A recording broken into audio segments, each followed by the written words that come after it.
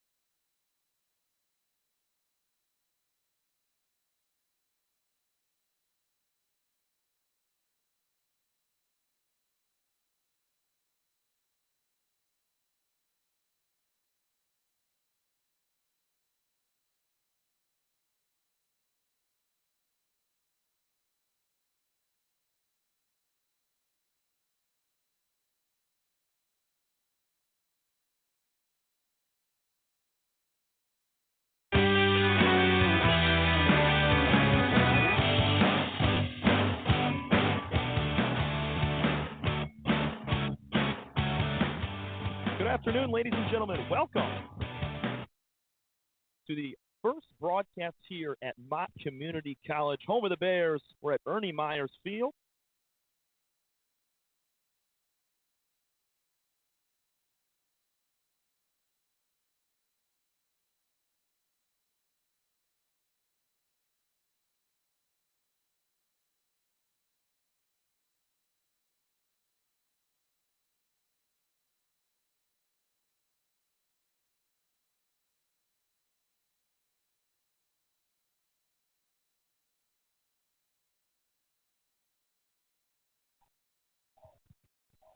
Doubleheader, games 4 and 5 between the Bears and the Schoolcraft Ocelots, alongside assistant coach Sean Brown. I'm Tom Cavanaugh. Sean's going to be on the PA today. You're going to hear him all day long.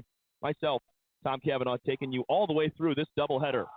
These are meetings, as we said, 4 and 5 on the year between these two schools. Back earlier in March, these two teams battled for a solo game, a 17-5 win for the Bears.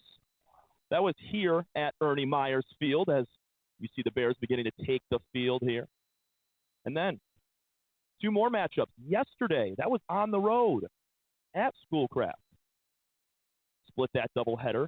7-0 win for the Bears and a 3-2 loss for Mott. They're looking to get a few more huge conference wins today. You look at the records on both sides. Mott coming in at 12-9 overall. They're 4-3 in the MCCAA East Division.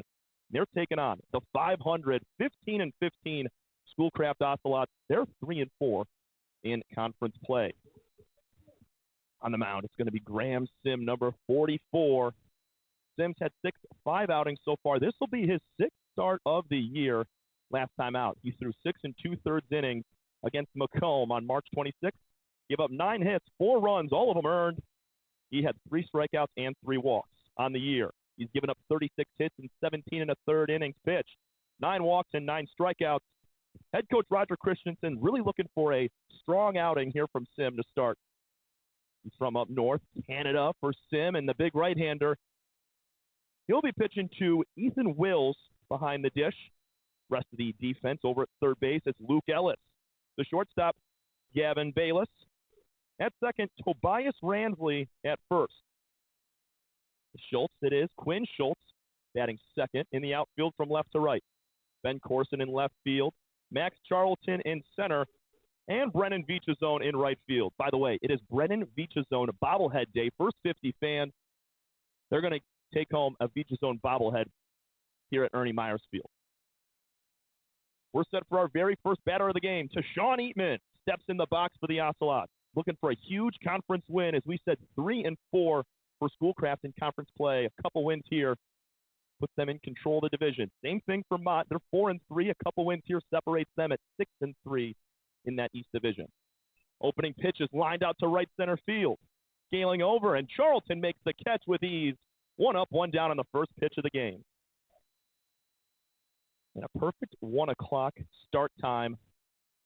We got 56 degrees. Beautiful day. Not a cloud in the sky.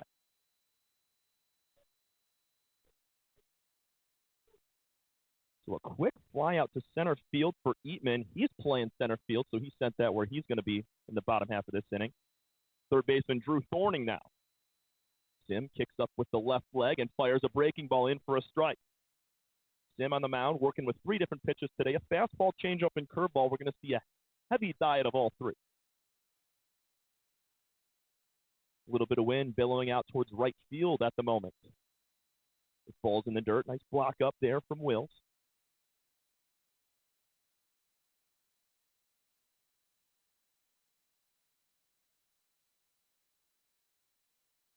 Eatman, who just hit, he leads the team with 30 hits, 15 stolen bases as well. So that's a big first out. Here's a tapper on the ground to third base.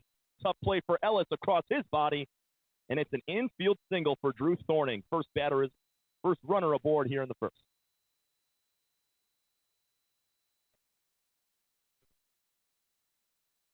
Brings up the sophomore Sawyer Pace. Hitting .265 on the year. He's got 18 hits and 5 doubles. Can really split a gap. The first lefty in the lineup today for the Ocelots. Full day of baseball. 1 and 3:30 start times here for Mott and Schoolcraft. First pitch fastball down and outside for a ball. Going to get a look at Ethan Wills behind the dish and his arm. Reed Thorning over at first base. Only stolen one bag this year. He's been caught once as well. That misses just a little bit low.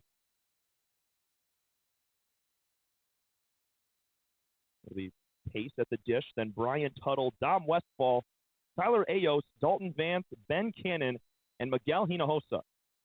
With the pick over to first base, back safely is Thorning.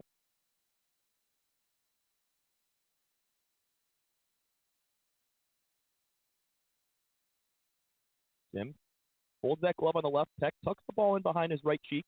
Now comes set. Nice breaking ball there. No strike called. Might have been a little bit lower outside. So we're off to the angle here from the side above the first base dugout. So from our angle vantage point here, not really sure where that landed. Sim delivers. The 3-0 is high and away, and it's a walk here. 2 on with 1 out for the Ocelots. They got something cooking.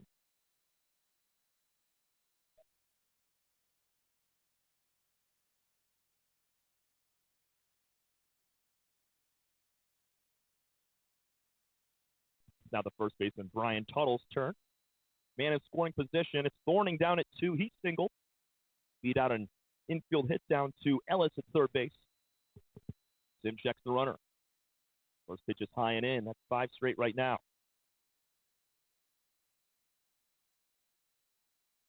Mott coached by head coach Roger Christensen, assisted by Ryan Vince, Colin Stokes, Sean Brown, Owen Rudock, Brendan Sacalo, and Duncan Gillett. There's a strike called in the upper inner corner. Evens the count at 1-1. Tuttle, second best hitter on this Ocelot team. 25 hits on the year, 9 doubles. He has 1 home run and 15 RBI. Looking to get a few more here. Big cut and a miss. He's down in the count now. Sim keeping batters off balance early in this one. These Ocelots going to have to make some adjustments throughout the innings, catch up with this stuff.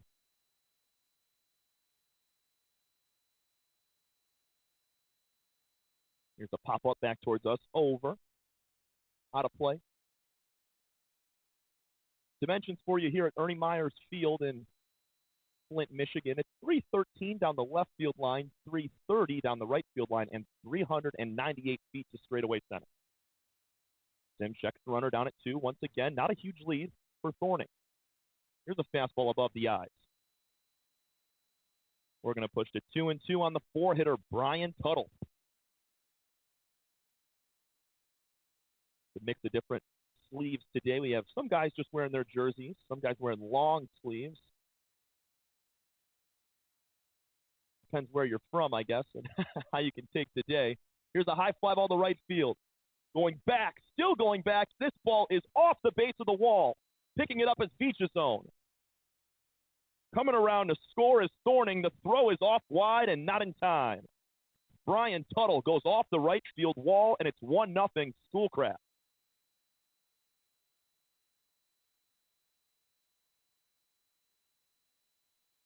Tuttle goes the opposite way. That almost got out of here. See that American flag down there in right field billowing out kind of towards the line, not really straight out towards right field, but that ball got up into the jet stream and kind of carried it out there an extra few feet. Tough play for Beach's zone out there in right, scaling back into the fence. First pitch grounded, fared on the third base line by Dom Westfall. 1 run will score, and that'll be it. RBI single now for Westfall, and quickly 2-0. Bears are down.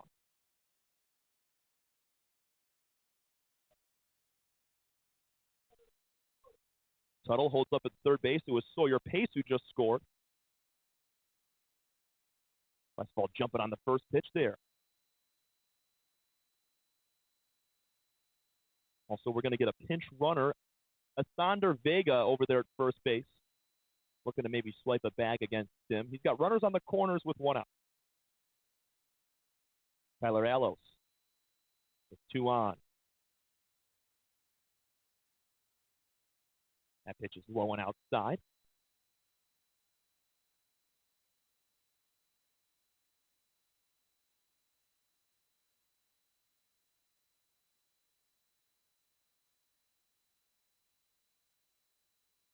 Sim going to check back towards first. Vega, not too big of a lead. He could go somewhere there, obviously, as a pinch runner for the catcher Westfall.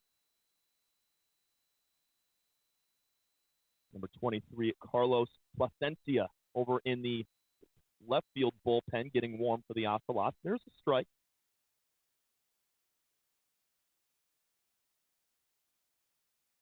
Tuttle's at third. He drove in a run, going off the wall with a double. Westfall pulled one down the third base line. He scored a run as well. Back towards first. Vega in safe but dirty.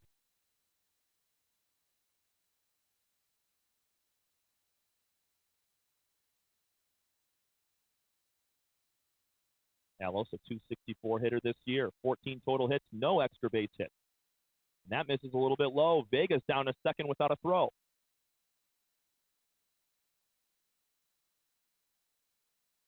So two in scoring position for Tyler Alos.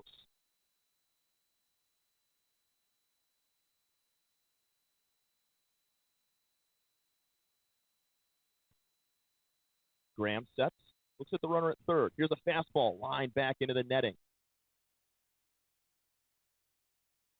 A lot of space behind home plate here at Mott Community College, the field of the Bears at Ernie Myers Field, just off the campus of MCC.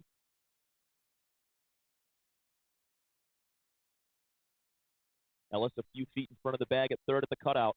Here's Sim. He delivers, popped up, foul ground, right side.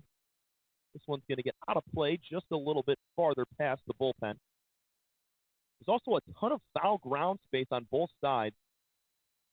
See down there, you have the bullpen benches are in fair ground, but the bullpens are on the opposite side of the fencing there. So whoever's warming up, not going to be in play, but all those pitchers in waiting out there on both sides, they're going to be a little bit active. There's some foul balls over there. 2-2 on Tyler Alos. He lines a changeup right back up in the middle to center field. Stopping at third base is Westfall. Check that, Vega, the pinch runner, and it's an RBI single for Tyler Alos, and 3 straight hits have led to a 3-0 lead for the Ocelots here on the road. That's just a good piece of hitting right there. And Tyler Alos, he's able to keep his weight back on the off speed and shoot it back up the middle.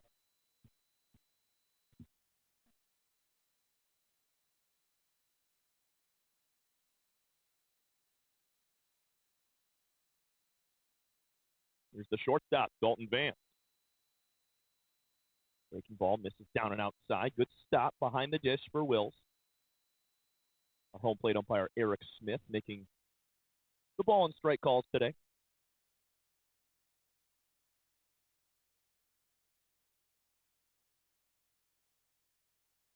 There's a strike called on the inside corner, leveling it at 1-1. 4 hits in the inning for Schoolcraft. Thorning,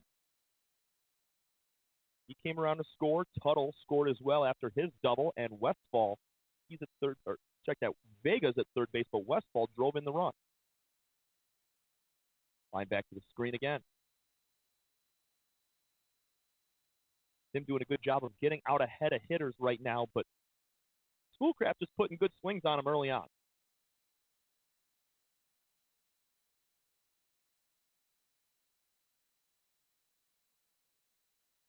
First and third again. Swing and a miss. Tapped a little bit foul, actually, as it sneaks past the glove. Thought that Wills made the grab there, but as soon as he put that glove up to ask for another baseball, you knew. We're going to do 1-2 again. Dalton Vance at the dish. It's a 3-0 lead for Schoolcraft here in game 1. Tap foul towards the Ocelot dugout. Loving the open face dugouts on both sides here. A classic look. 2004 was the opening year of Ernie Myers Field here. Originally built in 2000, but really just had to be reconstructed thanks to assistant coach Sean Brown. Here's a high pop-up. Foul ground right side, giving chase coming over is Quinn Schultz. He's going to have room and make the catch. Looks down at Vega at third base, who's not going to tag up. And the Bears with 2 outs now.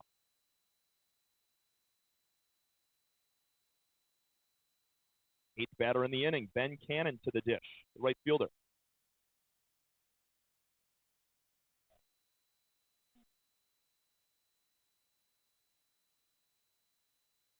still runners on the corners, as we said. Asandra Vega over there at third. Alos at first. He just drove in the third run of the inning. Bears have some work to do on offense. Here's a line shot into left field. Another run will score. 4-0. Scrap. The first pitch swinging line drive to left field for Cannon. Got to credit these Scraps hitters early on for just attacking the first couple of pitches they're seeing.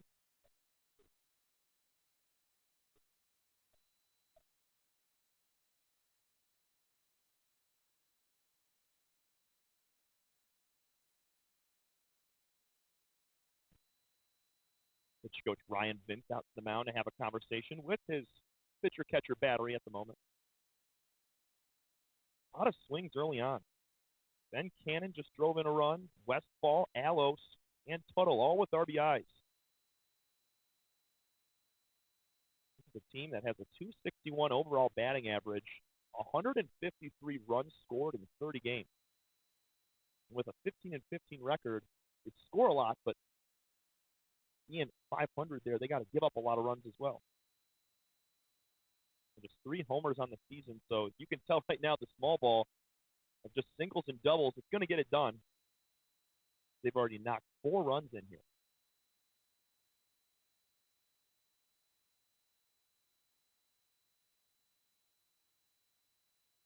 Runners on first and second, 2 outs. Miguel Hinojosa, the left fielder. Another lefty in this lineup. Sims, opening offering, is a strike on the outside corner. Playing 2 7-inning contests here from Ernie Myers Field.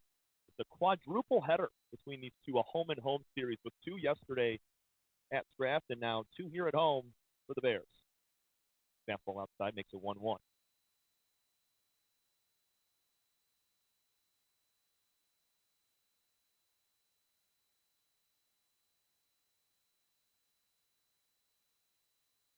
Sim delivers. This one popped out of play into the woods. It's tucked in here at Kersley Park, just behind it. Neighborhood's right behind us. Have to get some clarification which highway is right behind us as well. Either 75, yep. Oh, 475, excuse me. That's how much I know about the Flint area over here. The 1-2. Little smack the other way into left field. Stuck his butt out and slapped it to Corson in left. The throw home. It gets past Wills. The run will score. Coming in is Alos, and it's 5-0 in the first. Nice throw from Corson from left, but he just threw it kind of on that in-between hop there. Wills had to kind of block it up instead of getting it on one big hop to tag out the runner. Now to Sean Eatman. He's back up for the second time in this inning. Lined out to center field on the very first pitch. There was 1 pitch, 1 out, and since then there's been 6 hits and 5 runs driven in. Here's a pass ball. It's going to get by Wills. In to score is Ben Cannon. On to third goes Miguel Hinojosa.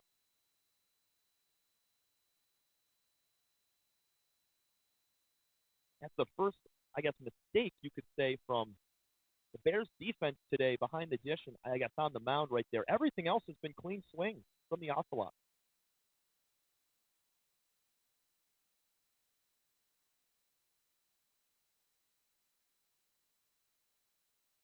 Eatman's looking at a 1-0 count. That pitch spiked in the dirt. Nice block this time from Ethan Wills.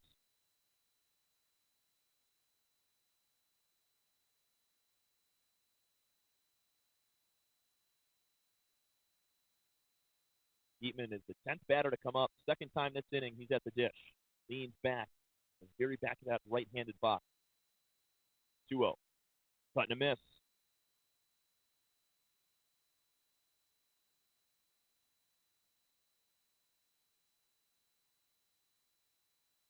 Infield back right now. Center fielder Max Charlton playing a little bit shallow in center field. Same thing with Corson in left. 2-1 is on the outside corner, just a little bit too far out.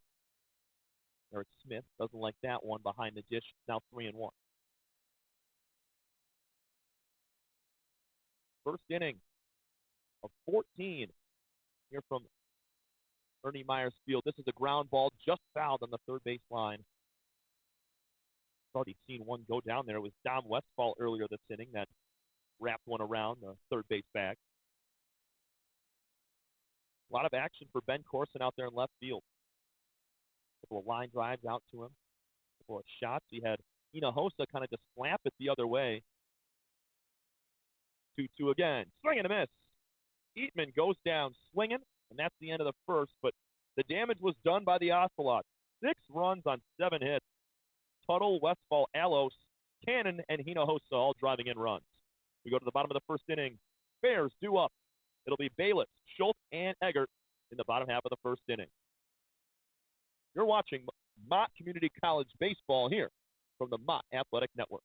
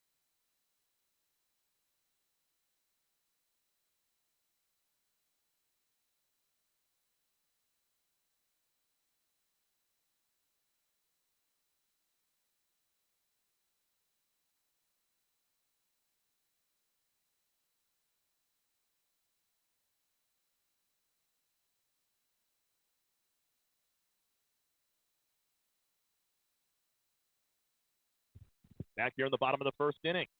Alongside Sean Brown, assistant coach of these Bears. He's on P8 today. I'm Tom Cavanaugh, calling the game for both. 2 7 innings here from Ernie Myers Field. Glad to be along with you. Gavin Bayless. We'll take a first pitch tie-in inside, 1-0. Number 23, Carlos Plasencia, the right-hander on the mound with the blue glove for Scrap.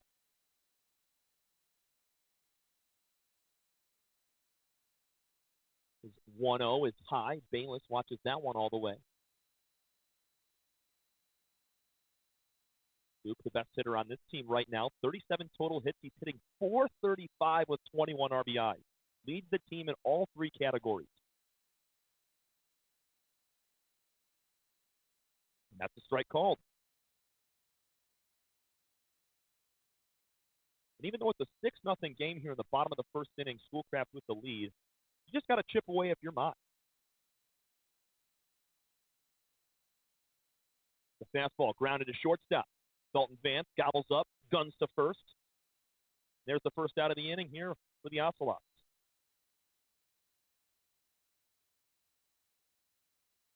This Schoolcraft team, they play over at Corner Ballpark in Detroit, the old home, the old Tiger Stadium that was refurbished and made into a turf field. So Ocelots really not used to, well, they are. I mean, play a lot of baseball on the road. You see those grass fields, but their home turf is a turf field. It's a little bit different when fielding those ground balls, but Vance was quite all right with that one. There's a cut and a miss at a breaking ball in the dirt that sneaked by the catcher Westfall. Quinn Schultz at the plate. He's the first baseman today for Mott.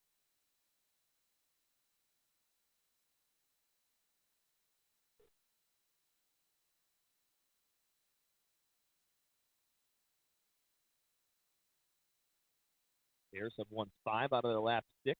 Just dropping that one to Schoolcraft yesterday, 3-2. They've been on the right track, and Ocelots really need at least one of these games to stay in contention in the East Division. Huge swing and a miss, kind of a golf swing there as that one cut low and inside to Schultz. He's down 0-2 with 1 out. You can keep that Schoolcraft offense at bay for the next several innings and chip away with one or two here and there. It's a whole new ball game. 0-2. Another off speed. Schultz, he was out in front of that one as well. The 3-pitch strikeout, and Placencia has 2 down early on.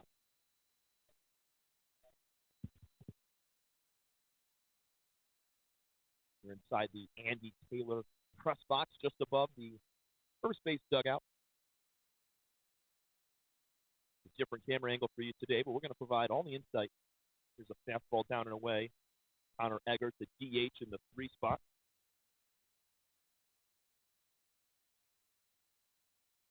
Also going to give you updates on Mott softball. They're over there at Kersley Park here at home, taking on Schoolcraft as well. Here's a big swing and a miss.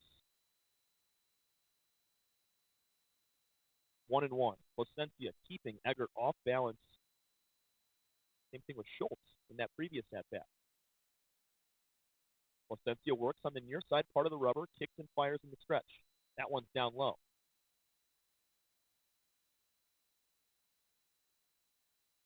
Six runs in the top of the first inning for Schoolcraft. That's where we sit right now.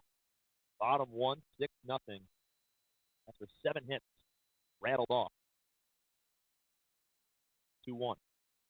Line drive to left center field. This ball's going to split a gap. Drops in the left center gap. Getting on his horse is Eggert. He's got to get there. The throw into second base. Can't be made on the pick play there, and it's a 2-out double for Connor Eggert.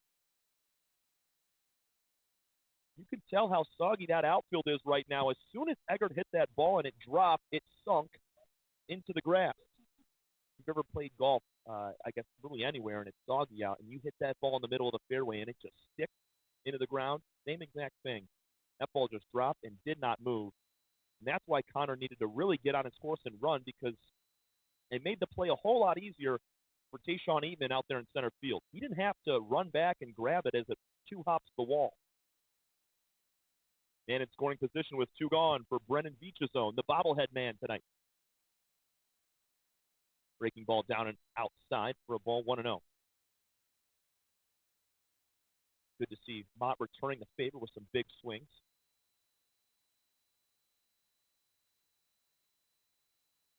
Eggert's second double of the season, 19th total hit. 1-0 fastball splits the plate at the letters. Bears wearing their black jerseys with gold and white trim on the sleeves. Got the block M on the left pec. Schoolcraft in their gray road jerseys with navy blue and yellow Schoolcraft across the front. Block numbers on the back. Swing and a miss from Beachazone. Beach down 1-2 at the moment. Looking for a big swing here. He said, just got to chip away to this lead.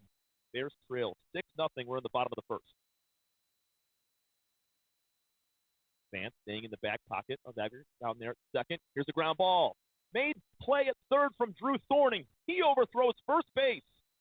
Safe down there at 1 is Beachazone, and down to third goes Eggert. What a play at third from Drew Thorning. He just airmailed the throw a little bit. Nice grab from Brian Tuttle to keep it from going down the line. Time for Ben Corson with runners on the corners.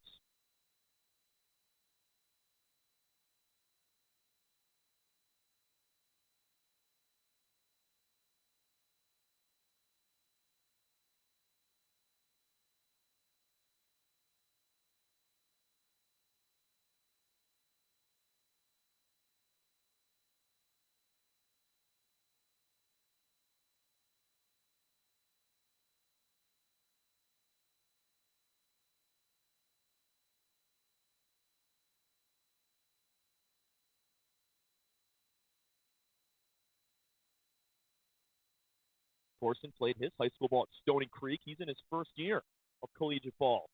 Leaves that one low, 2-0.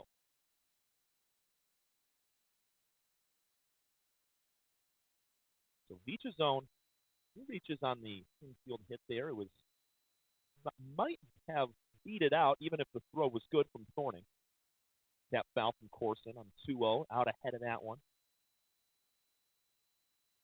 After Corson, it's Ethan Wills, the catcher, Luke Ellis, Tobias Ransley, and Max Charlton. That's your full 9.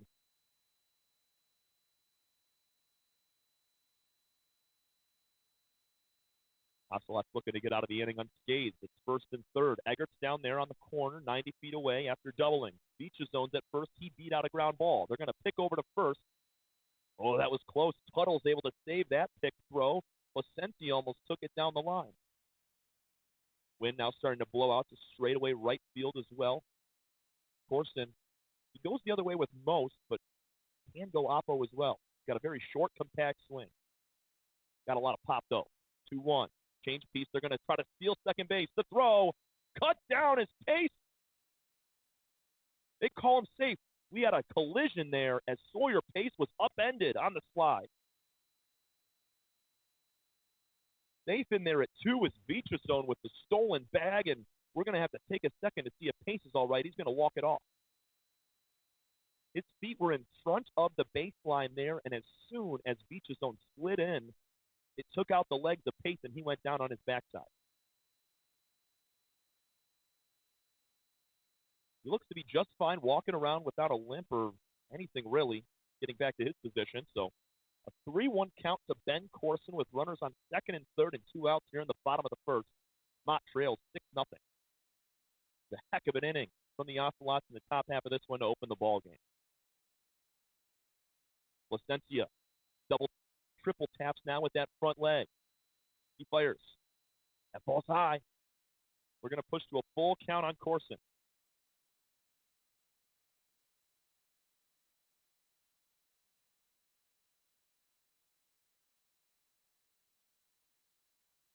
Drags the bat over the left shoulder. Awaiting the 3-2 with 2 gone. Strike 3 called on the outside corner. Just grabs the lower outer spot, and Corson goes down with 2 in scoring position. Bears strand a few. We go to the second inning. 6-0 Ocelots on top of your Mott Bears. This is your home from the Bears Athletic Network.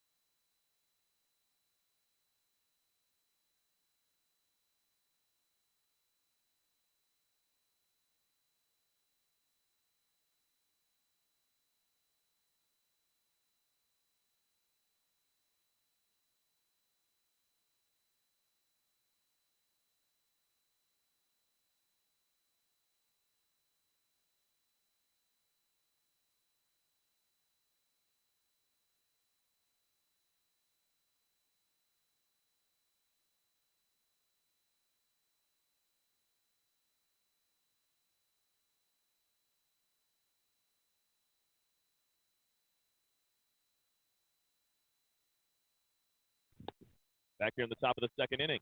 Bears trailing 6-0 to the Schoolcraft Ocelots. We're in game 1 of 2 from a doubleheader today.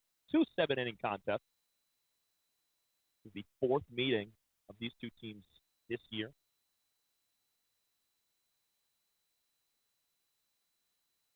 New man on the mound, Dylan Keelian. He takes over for Graham Sims. Delivers a first pitch fastball up and in, 1-0.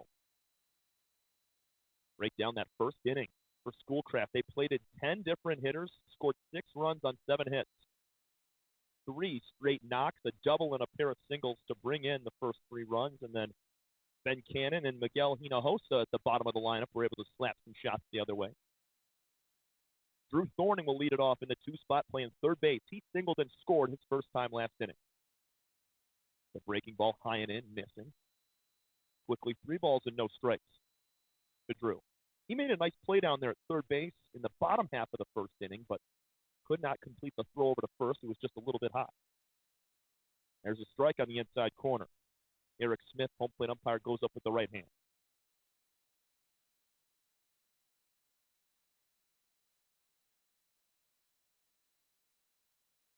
Another righty in Keelian, and the 3-1 is inside for ball 4. It's just the second walk.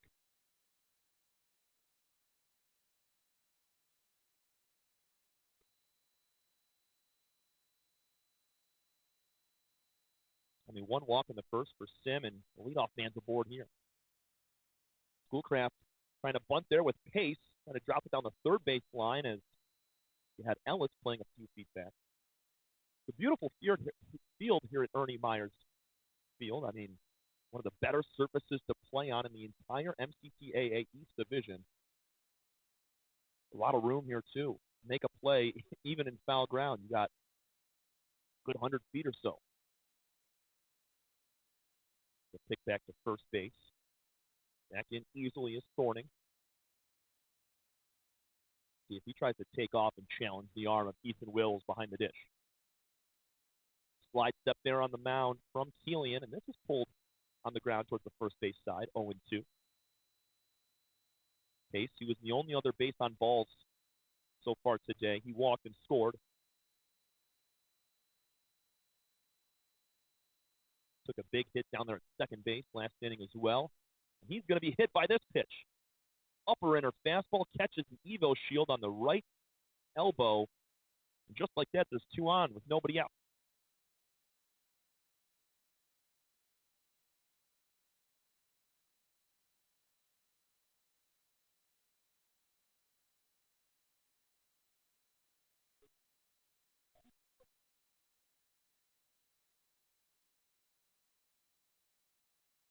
So now with 2 on, it's Brian Tuttle, and he's going to swing and line one back to the screen.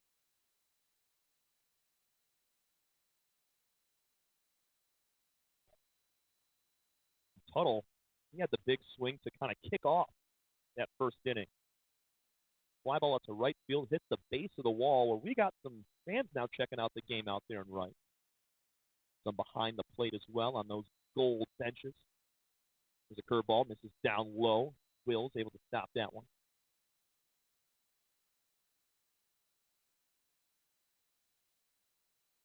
We said RBI double last time for Tuttle. Stands tall in that right-handed box. Bags the bat over the right ear.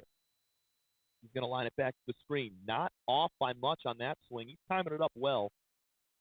See if Keelian can drop a little off-speed on the lower outside corner. He's missed low with some of those off-speed pitches. He knows just to start it a little bit higher so it sets in for a strike. Thorning at second, Paces at first. Both of them reached on the base on balls. Here's a high fastball. 2-2 now, leveling the count.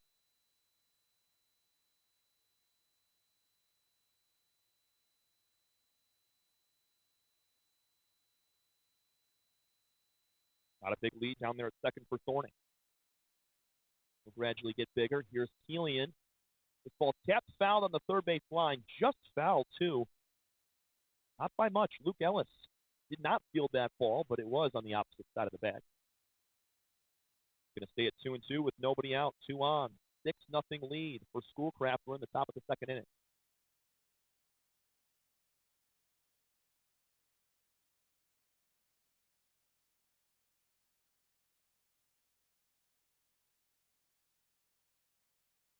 Keelian folds the glove on the left side. Comes set at the chest. 2-2 now. Another foul ball from Tuttle. Continuing to fight off the good ones, spoiling those pitches on the outer half.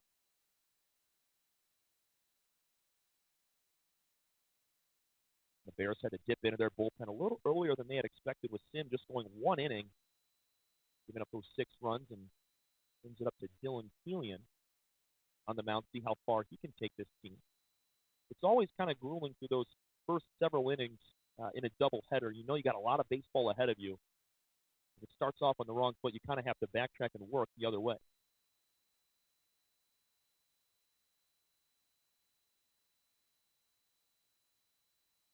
Two again. Inside, just missing the shoulder of Tuttle. He turns out of the way. Full count to the 4-hitter for the Ocelots. RBI double last time, as we said. Stands in the very back of that right-handed box. Wide stance, fairly open. Ramsey down there at second, keeping tabs on the runner, and that's a walk that Tuttle is really able to work himself there. Well done. That was the 9th pitch.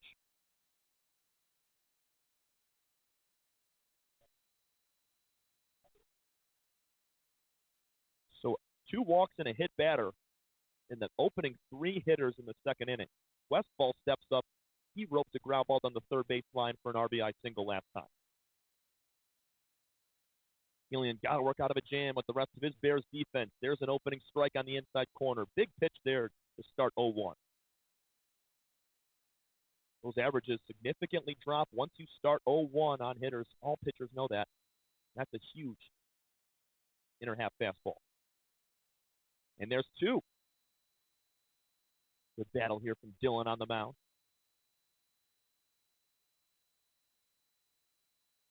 Thorning's at third. Pace at second. Tuttle at first. 6-0 lead for Schoolcraft. Top of the second inning. Here from Game 1 at Ernie Myers Field, just off the campus of Mott, CC. High fly ball to right field.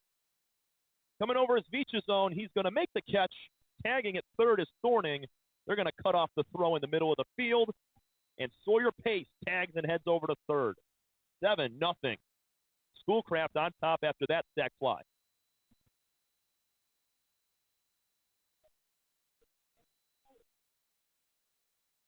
So Westfall now with 2 RBIs in his first 2 plate appearances.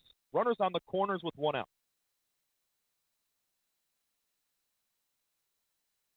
With the type of speed Sawyer Pace had, going from second to third, it's a tough throw. Vecha zone was pretty far out there in right field. Tyler Allos. He'll leave a ball low. Allos an RBI single as well last inning. 7-0 Ocelots. 6 in the first, 1 here in the second inning. They got runners on the corners with 1 gone. Killian checks the runner at first. Now delivers. Line drive into center field, a base hit. Scoring easily will be Pace. Tuttle's into second. 8-0. Scrap.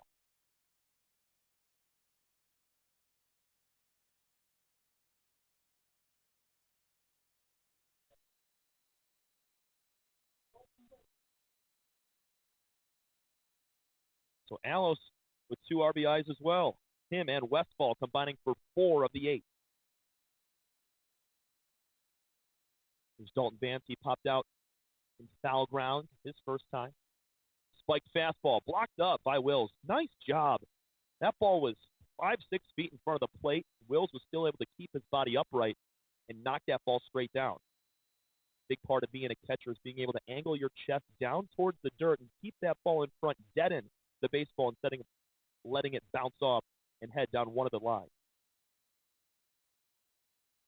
There's a fly ball out of play on the first base line. That wind's starting to pick up a little bit more. Heading towards the foul line, so kind of the exact same path that ball took. Couldn't ask for a better day, though. Not a cloud in the sky. 57 degrees here on April 7th. Vance has a 1-1 count. That's fastball up near the shoulders for a ball, 2-1.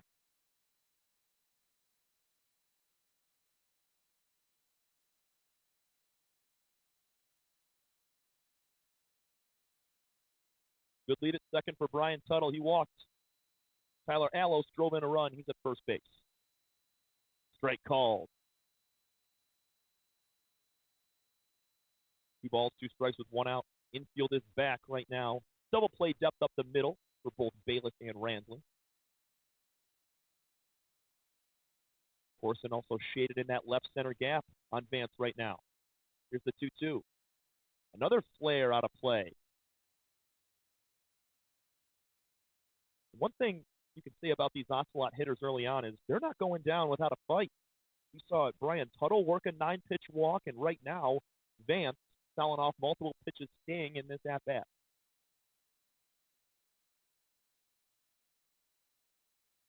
2-2. Swing and a miss. Fastball low, caught him fishing. Big strikeout there for Keelan, and that's 2 gone.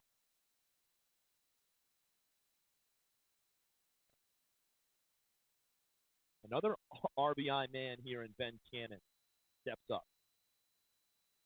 Line drive his last time. Him and Hinojosa, who stands on deck, the 8-9 batters, both with RBIs.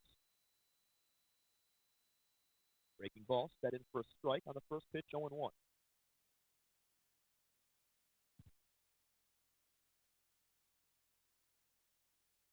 Dealing with a couple of walks and a hit batter to start this inning.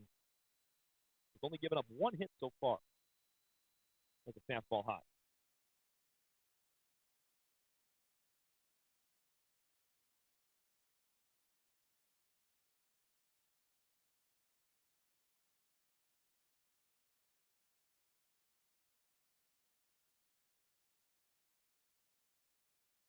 Gillian's 1-1 in the dirt.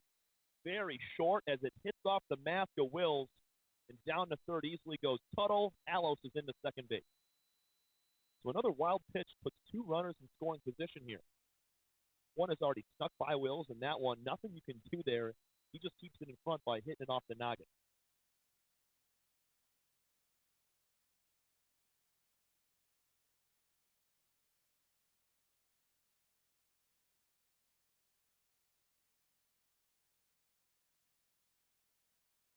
Gillian's 2-1. High and outside, just barely. Cannon up ahead 3-1 now.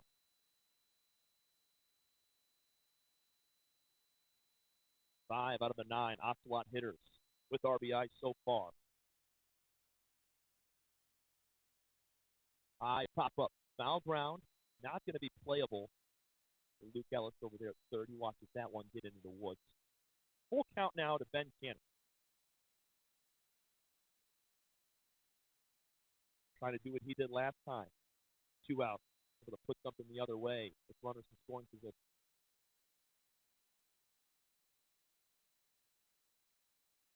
3-2 again.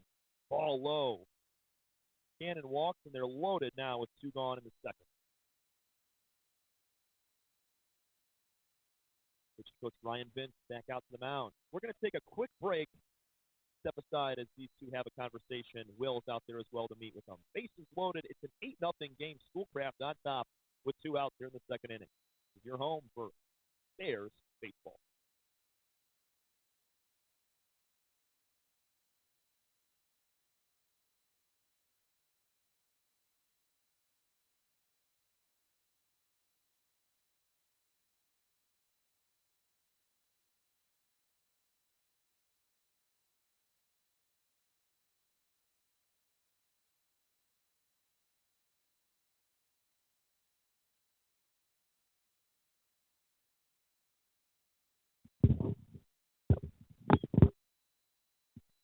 Miguel Hinojosa, bottom of the lineup now. 9th hitter. Second time he's been up in as many innings. Line drive, it hits Brian Tuttle. He was in foul territory, so he's not out. You can see home plate umpire Eric Smith swooshing the arms in foul territory, letting him know. But if you're unfamiliar with that, I guess, ruling there, if Brian Tuttle is standing anywhere on the chalk on the line, he is out being hit by that baseball.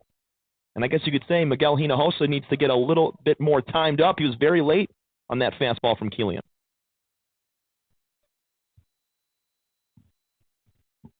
Here's the 0-1. Breaking ball way out in front of it was Miguel there. Good pitch from Dylan.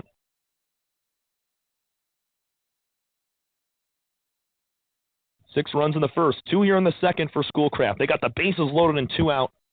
Keelan trying to get out of the jam for the Bears. The 0-2. In the dirt. Nice block from Wills. That saves a run right there.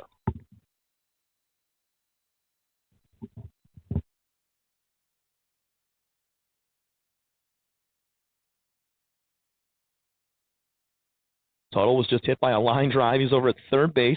Alos at second. Ben Cannon, he walked over at first. Hinojosa in the left-handed box, swings and misses at a fastball high. Keelan's able to get out of the jam, but not before 2 runs come in. Westfall and Alice with RBIs, and the Ocelots control this thing 8-0 as we head to the bottom of the 2nd inning. This is your home for Mott Bears baseball. We'll be right back.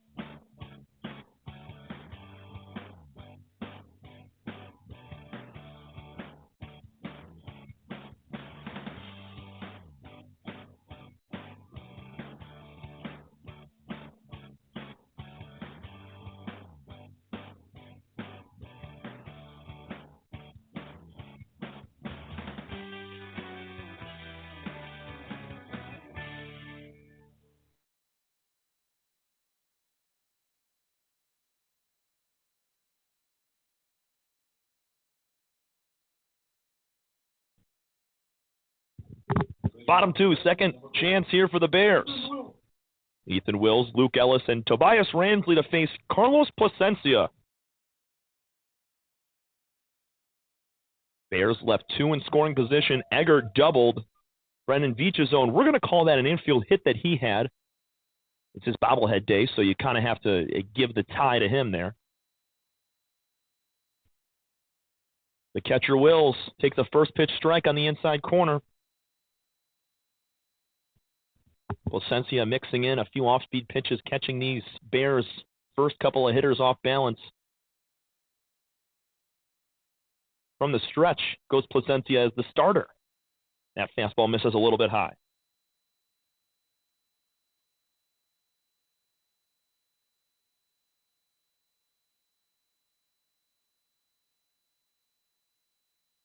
Just the 4th start of the year for Carlos. He's thrown 20 innings on the year. That is a ball outside 2-1. 21 hits in those 20 innings. He struck out 21 and only walked 7. So that walk to strikeout ratio, very good for Carlos on the mound. Got a 2-1 right now on Wills. Make it 3-1. Bears just got to find a way to get anybody on right now. Trailing by 8. Walks just as good of a hit. Curling that bat over the top of the head is Wills. He waits on the 3-1, and that's not close. 5-pitch walk to Ethan Wills has a leadoff base runner aboard for Mott.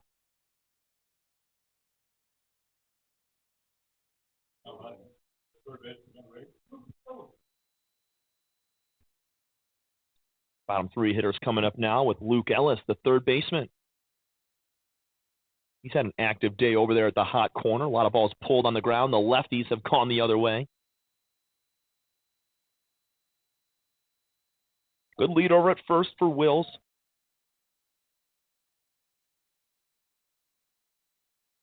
There's a breaking ball inside.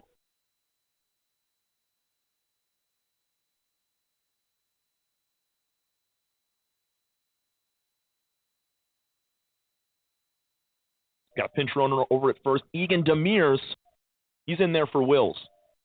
Strike called, upper inner corner, 1-1 to Ellis. Both teams pinch running for their catcher.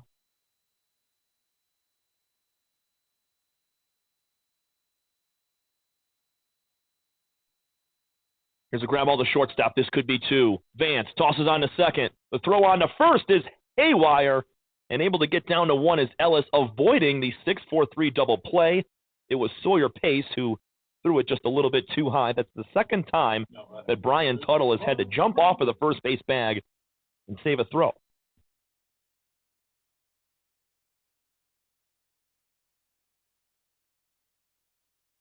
So Demir's the pinch runner. He's cut down, trying to go to second base on the force. Ellis over at first. It's now Tobias Ransley, the second baseman. He's all the way back in that right-handed box as they throw over to first. Back safely.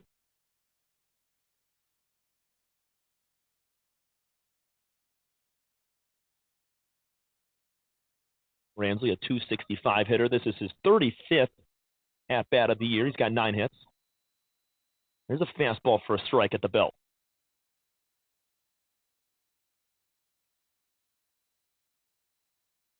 Just a pair of doubles on the year for Tobias. We're going to split a gap here, outfield deep, except for to Sean Eatman in center. That's inside, missing. 1-1. A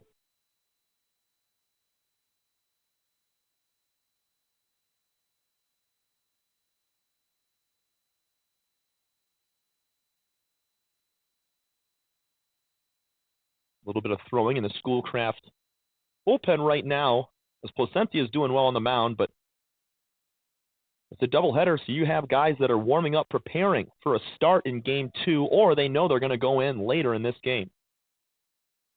Placencia on the mound has fallen back 3-1. Good hitters count for the 8-batter, Tobias Ransley.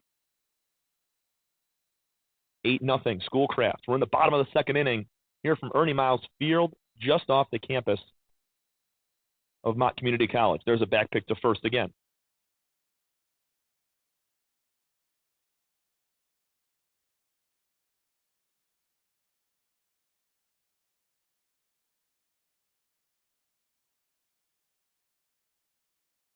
(3-1). Skied in the air to center field by Ransley. Eatman, a few steps back, camps underneath it. He makes the catch for out number 2.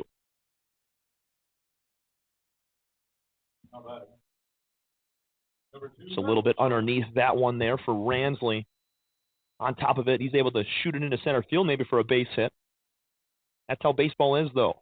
Just a couple of millimeters, a centimeter or so on where you catch that baseball on the bat. That's either a high pop-up routine play or a laser beam line drive in the gap. Max Charlton getting his very first at-bat. Short stance, fairly open in the back of that right-handed box. And he'll take a first pitch off speed for a strike at the knees. Carlos Placencia getting ahead of hitters here. And working it with the off speed as well on the first pitch. He's not afraid to throw a heavy diet of those. 0-1 is down and out.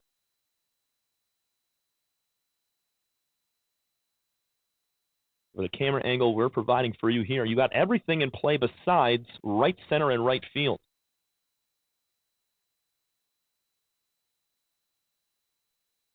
There's a strike at the belly, 1-2.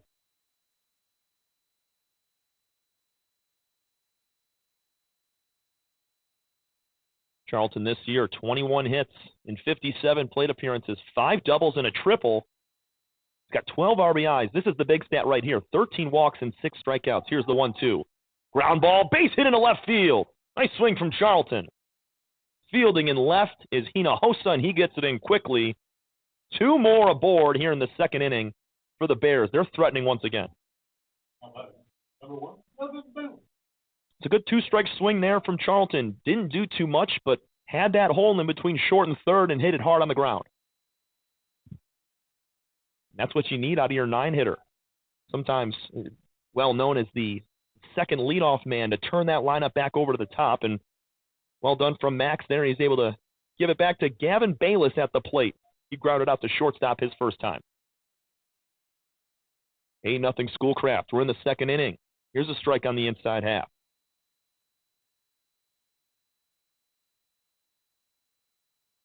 Two hits in the first, 1 here in the second for Mott. Looking for that big one to drive in a few runs. Placencia gets set at the chest, holds that front foot in front of the back one on the rubber. That's a fastball down and outside. 1-1.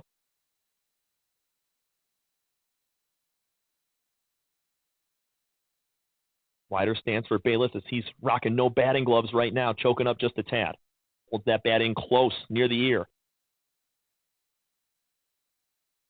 Strike on the outside corner. Taking all the way there was Bayless, 1-2. It's just a well-placed pitch from Carlos on the mound.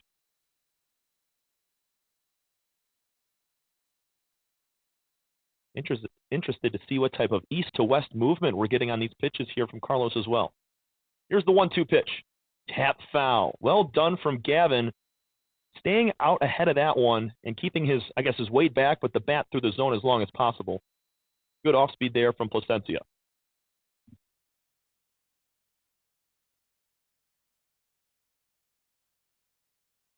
Ocelots looking to keep the Bears at bay here in the second. 1-2 count with 2 gone. Mott with 2 on. They trail 8-0. Here's an off speed that's floated out to left field for a single. Coming in to score is going to be Ellis there. He comes in. Excuse me, that was Luke Ellis. Yes, he scores. Good piece of 2-out hitting there on the off speed from Bayless. Charlton's at second. What a swing from Gavin right there. That's his 22nd RBI of the year to lead the team.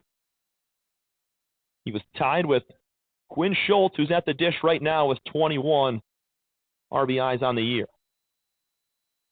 Mott finally gets their first run here in the second inning. It's not a long time coming. We're only in the second, but they now trail by 7. Here's a fastball for a strike. Can't say enough about that swing there from Gavin. I mean, he was way out ahead of that curveball there and just flicks it out there in the left. Great swing. Shortstop Vance over there checking on the runner. There's an off-speed, upper outer corner, just misses. 1-1. Schultz struck out swinging last inning.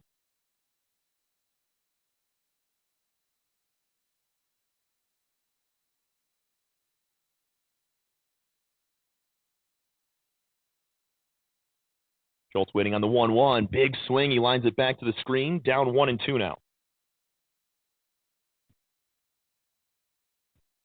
Dylan Keelian likely to go back out for that third inning. Didn't see a lot of stirring in the bullpen for Mott in between those innings.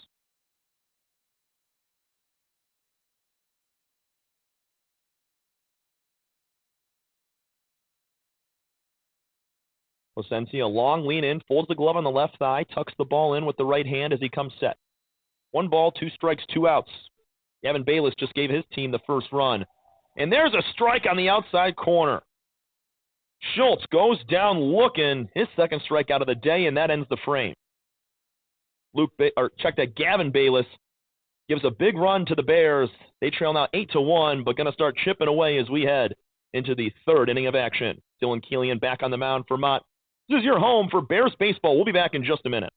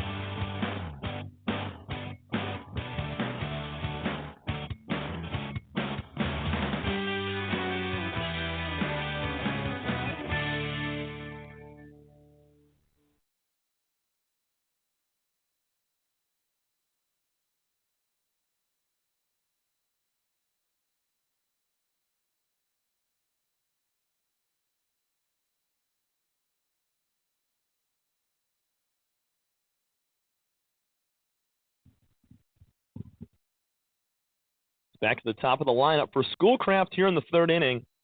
They're getting their third set of at-bats in as many innings. Dylan Keelian back on the mound. First pitch off speed is inside for a ball. It'll be Tayshawn Eatman, Drew Thorning, and Sawyer Pace. Eatman a fly out and a strikeout today. He skies this one foul out of play, 1-1.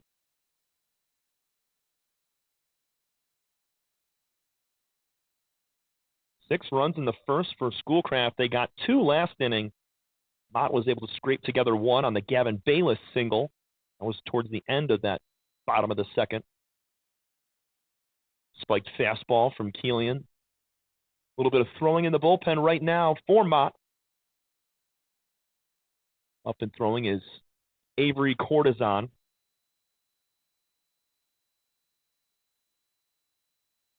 Eatman now sends it over towards Cortizon, who's got to duck and hide for a moment. 2-2 on Tayshawn Eatman, the center fielder for Schoolcraft.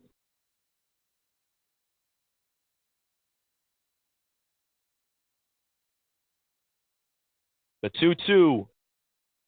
Strike three called up near the letters. A little bit of drop on that baseball. Good off-speed pitch from Killian, and he rings up his second strikeout of the day.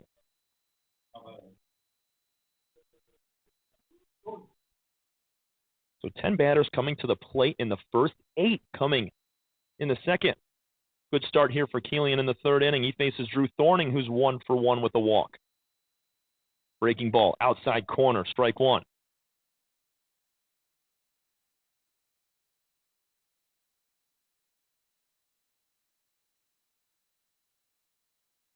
Bears a 12-9 overall record, 4-3 in conference. This ball is lifted out to left field, much too foul and much too short to get out of here. We said 313 down that left field line, 330 to right, and almost 400 to center, 398 out there in dead straightaway center field. It's quickly no balls and 2 strikes to Thorning. He's had a good day so far, has scored both times he's been up. Ernie Myers Field also starting to fill up. More spectators from both sides.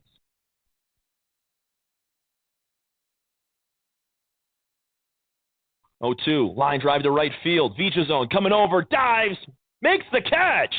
How about Brennan Vichazone? He got his glove kind of caught there on the grass when he made the play. Looked like it might have dropped for a moment, but he sold it well. 2 gone. Got a great beat on it. That ball was fading towards him as the righty hit that out towards right. That's going to have a spin that fades over towards the right fielder, but made a really nice play.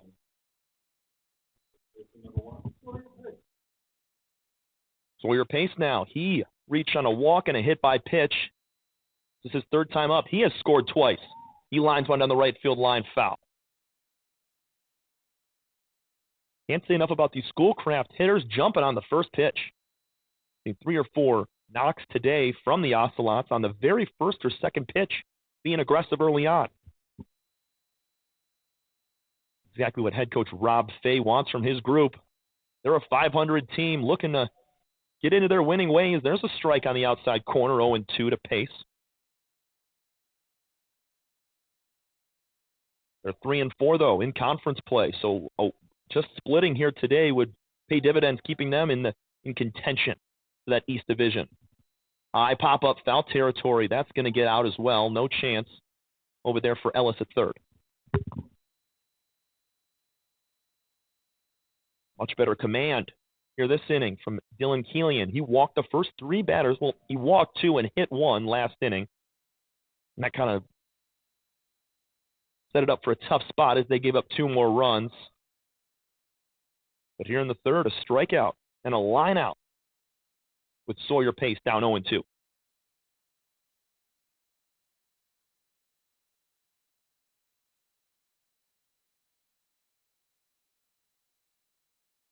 Center fielder Max Charlton playing very shallow out in left field. Corson, he's straight up, a few steps in. Same thing with Vichazone out and right. He's even. Here's the 0-2 to Pace. Much too high, leaves that one alone. 1 ball, 2 strikes to the lefty second baseman.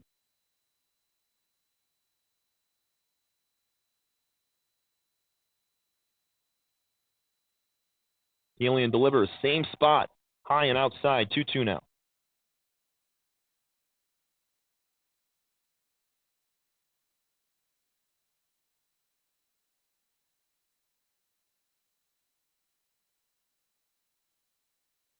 Swing and a miss in the dirt. Wills got to find it. He fields, throws on to first, and the foot is on the bag just barely. And that's out number 3. Great frame from the Bears and Dylan Killian. Brendan Vichazone makes a star play out there in right field on his bobblehead day. We head to the bottom of the third inning. 8-1, Schoolcraft on top of your Bears here at Ernie Myers Field. We'll be back in a minute. This is your home for Mott Bears Athletics.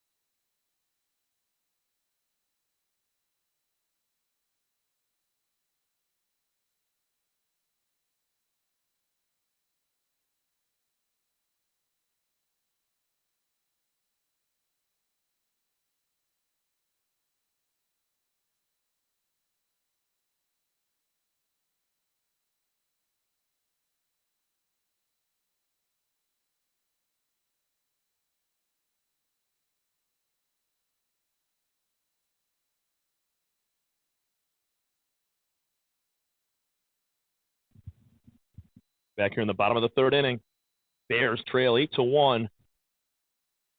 They'll bring up the 3, 4, 5 hitters with Connor Eggert grabbing his second extra base hit of the year. That was back in the first with a double, was stranded at third base. He's quickly down 0-2.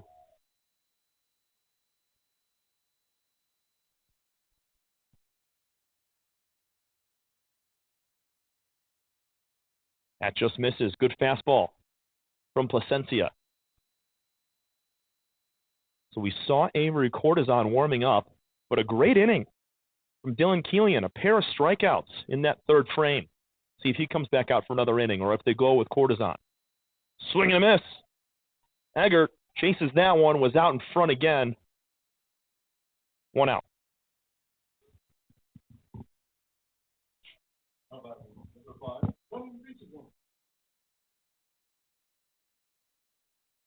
Brendan Vichazone, he had a base hit last time, legged out a ground ball to the third base side. Drew Thorning, who made a heck of a play. Change piece outside and low. Vichazone sees it all the way. 1-0.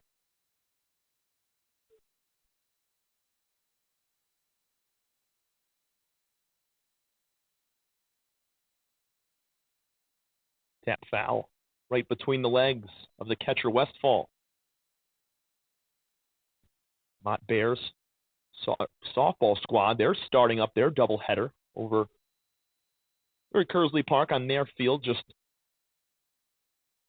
not even a quarter mile away, very close. It's 2-1 now, fastball low. And can't ask for a better day. Tigers playing today, also both Bears squads at home.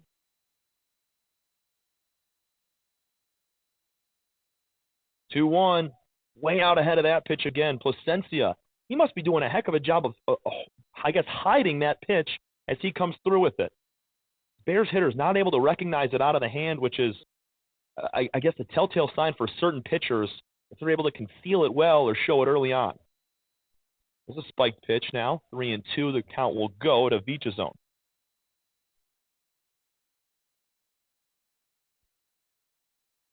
Vichazone hitting .261 this year. He's got 12 total hits, 3 triples, and 1 homer. Driven in 7. Strike 3 on the outside corner. Back-to-back strikeouts for Carlos Placencia. He now has 5 on the day.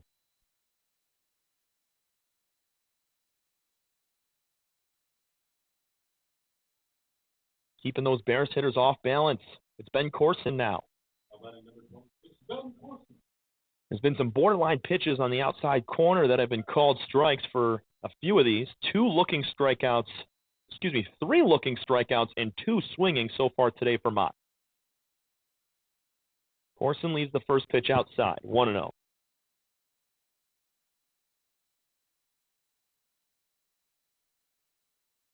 Placencia off speed, inside corner, levels the count at 1-1.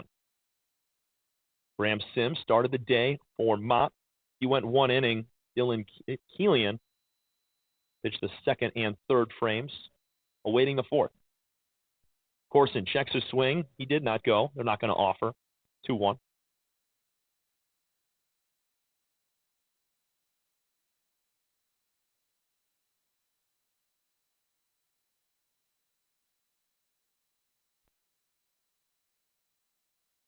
Line shot up the middle from Ben Corson.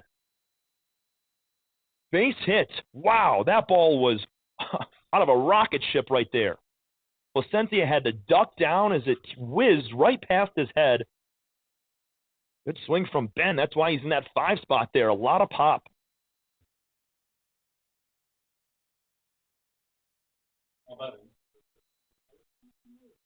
So after back-to-back strikeouts to start the inning for Placencia, he gives up a laser beam right back at him. 2-out base runner for Ethan Wills. Wills doing the catching today for the Bears. He walked his first time. That was last inning.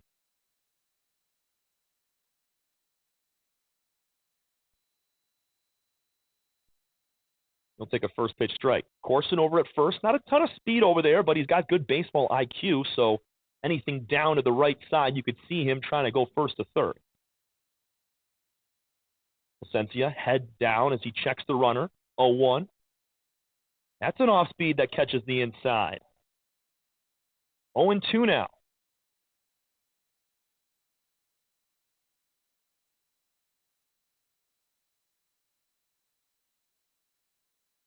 Placencia sets the 0-2 pitch. Wow, just off the plate outside. That looked like the same pitch that Veach's zone looked at and struck out on, off the plate by just a little bit. An 8-1 game. I mean, it's a good take right there because it was a ball, but can't be as selective. Down by 7 heading into the middle innings. Placencia delivers that pitch up near the shoulders. 2 balls and 2 strikes to the Bears catcher.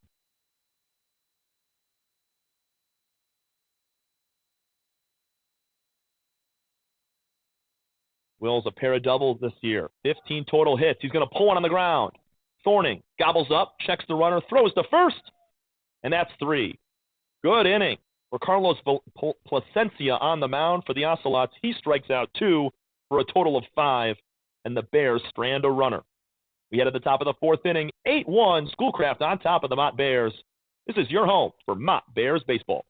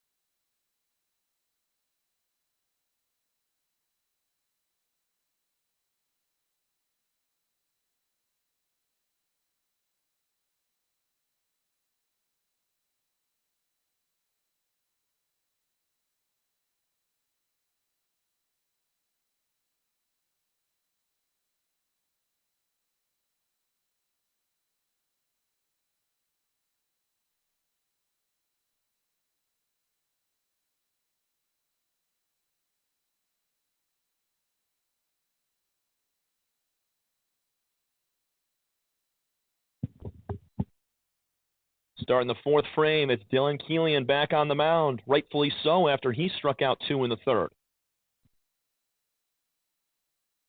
Brian Tuttle, Dom Westfall, Tyler Allos, and the first pitch to Tuttle is tanked out to left field over the head of Corson. 2-hopping the wall and cruising into second with a leadoff double is Brian Tuttle, his second double of the day. Wasting no time. Again, another Schoolcraft hitter jumping on the first pitch. And Corson was playing medium depth out there, but he hit it to one of the deepest parts out there in left center field at 358 feet. That landed at about 335. Another runner in scoring position for Scraft. Keelian delivers a first pitch that's skied in the air. Veach zone down the right field line. Sprinting over. He's not going to dive. It falls just foul. The tough play to make there for Veach zone. That ball lands fair. You know he's going to lay out for it, but I think he knew it was on the opposite side of that paint line. Nonetheless, it's 0-1 to Dom Westfall. He's got a pair of RBIs today. Base hit, scored a run in the first, and a sac fly in the second. Ball down in the dirt. Nice block up from Wills.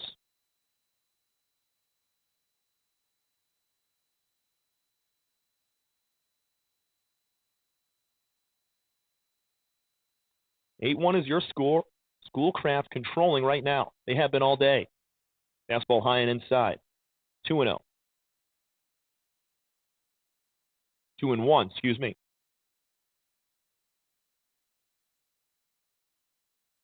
Tuttle just doubled. He's down there at 2. His second extra base hit of the day. He had 1 coming into the contest, 2 in this game. 2-1 fastball back towards us. Out of play, it's now 2-2.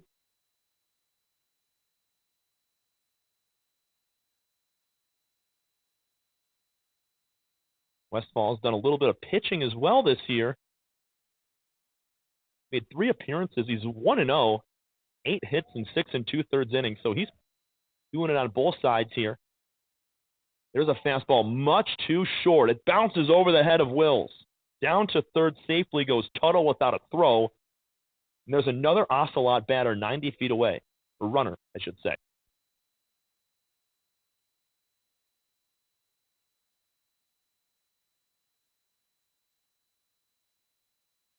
And a lot of times when one of these games is lopsided, I know we have a lot to play here in this opening game, but a lot of times when one game's lopsided, it goes the other way in game 2.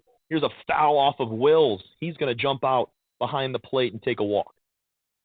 Looks to be just fine. I mean, he's a catcher, so puts that mask back on. He's a tough guy. Keelian able to keep it at a 3-2 count there.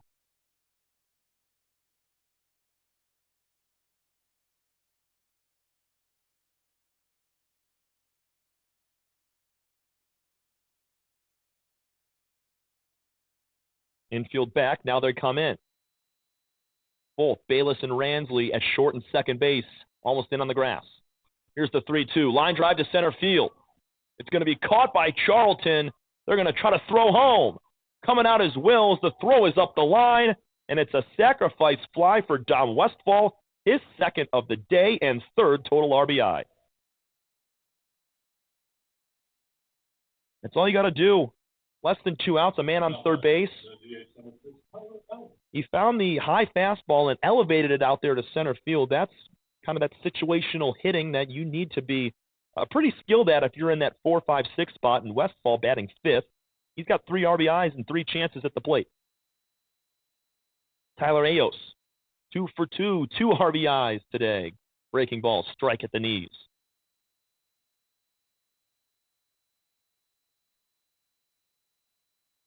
Ayos with one of the wider stances. Keeps that bat fairly still up near the right shoulder. He's that pitch in the dirt.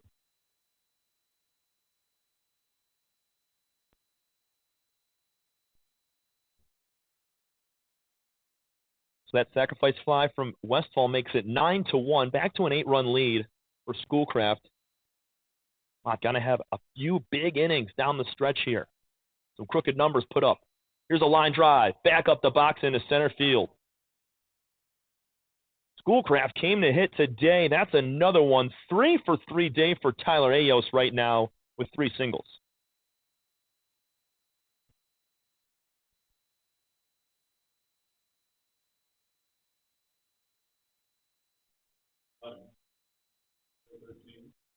The only 2 that have not reached base, the leadoff batter, Tayshawn Eatman, and now Talton Vance, who's at the plate.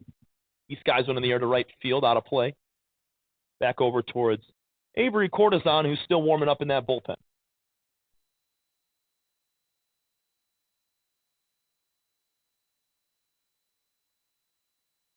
9 total hits so far today for Schoolcraft. Here's a back pick over to first, in safely as Ayos.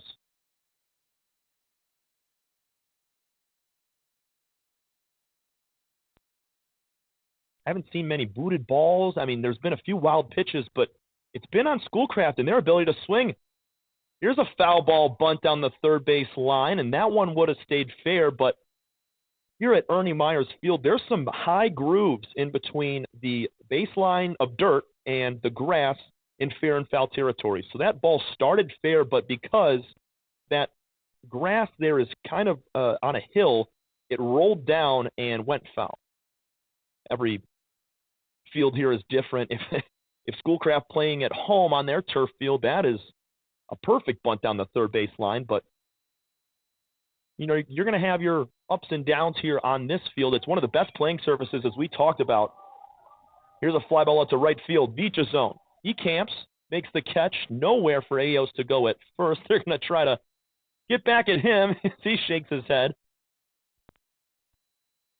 It's the first out of the – check that second out of the inning as Vance, these guys went out to right.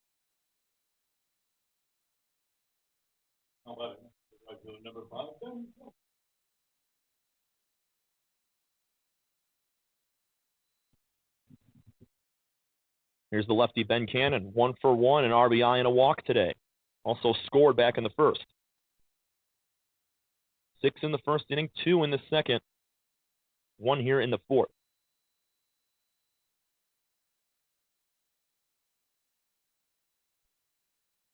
Here's a breaking ball on the outside corner for a strike. Love to see Killian finish this inning strong. He had 2 strikeouts in the third inning. Looking to pick up his third one right here. Pick over to first, in safely back is Tyler.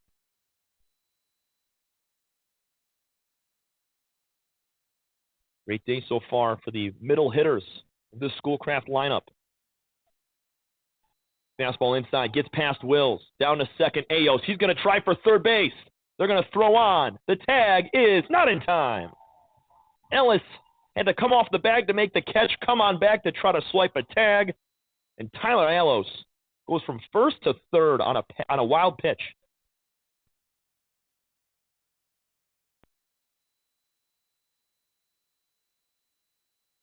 It's been hot swings off the bats of Schoolcraft, and then some balls that have snuck by Ethan Wills. Not really his fault. Balls have been bouncing over his head, whizzing by the glove. Here's an off-speed for a strike. 2-2. Wills has done his fair share behind the plate. He blocked one up with his head. Has had a few spiked on him. 2s are wild. This ball's in the dirt. Another block from Ethan Wills. Keeps the runner at third. Appreciate Killian having confidence in that curveball piece with 2-2, but let's see what he goes with now on a full count. Does he still have that same confidence in the off-speed or a fastball here? 3-2, 2 outs. We're in the fourth. High fly ball out of play back towards the cars, and that one didn't quite reach the road. I was pretty scared to park over there on the street. Had to go back over in the right field lot behind the fence. You never know. Somebody could put it out there. Saw the velocity that Ben Corson hit the ball off last inning. That could easily get my back windshield. The 3-2 is high and outside. A walk to Ben Cannon brings up Miguel Hinojosa with 2 outs here in the fourth. Great at bat from Cannon. Worked a 3-2 walk. There's now runners on the corners in a 9-1 game. Schoolcraft controlling it, looking for more.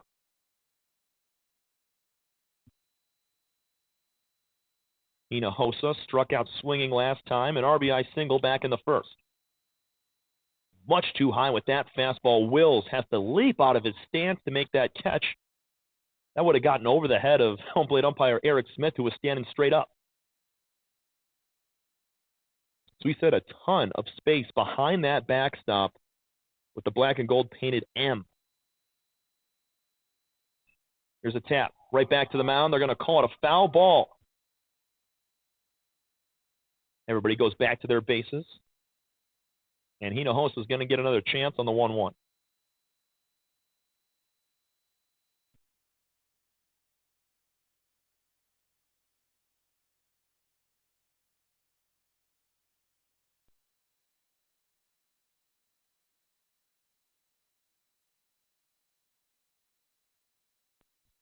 After today, Mott's going to go on the road to Rochester College and play their JV team on Monday. It'll be a good test for them. Those games at 2 and 4:30. Then they're back home on the 9th against Kellogg. That's a Tuesday.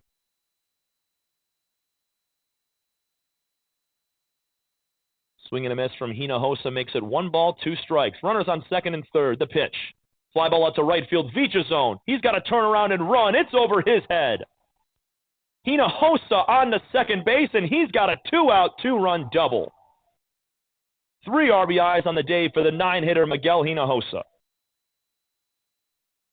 Vecha zone was just playing a little bit too shallow right there. It was a great swing from Miguel. He drove it out there to right.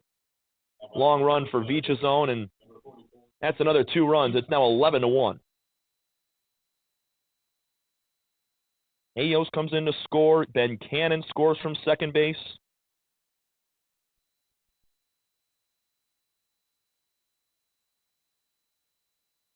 And that's going to be the end of the day for Dylan Keelian.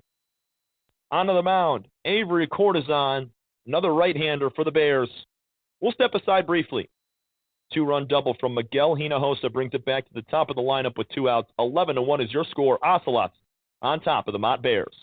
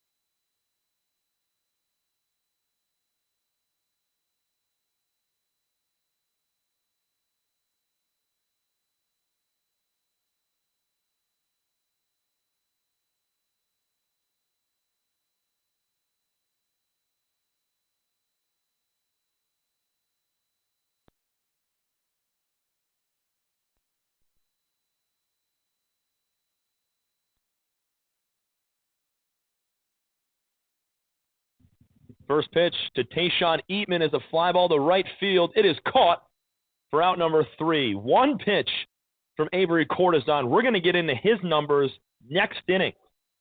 Another big frame for the Schoolcraft Ocelots. They plate 3 more. It's 11-1. Bears trail. This is your home for Mott Community College Baseball. We'll be back in a minute.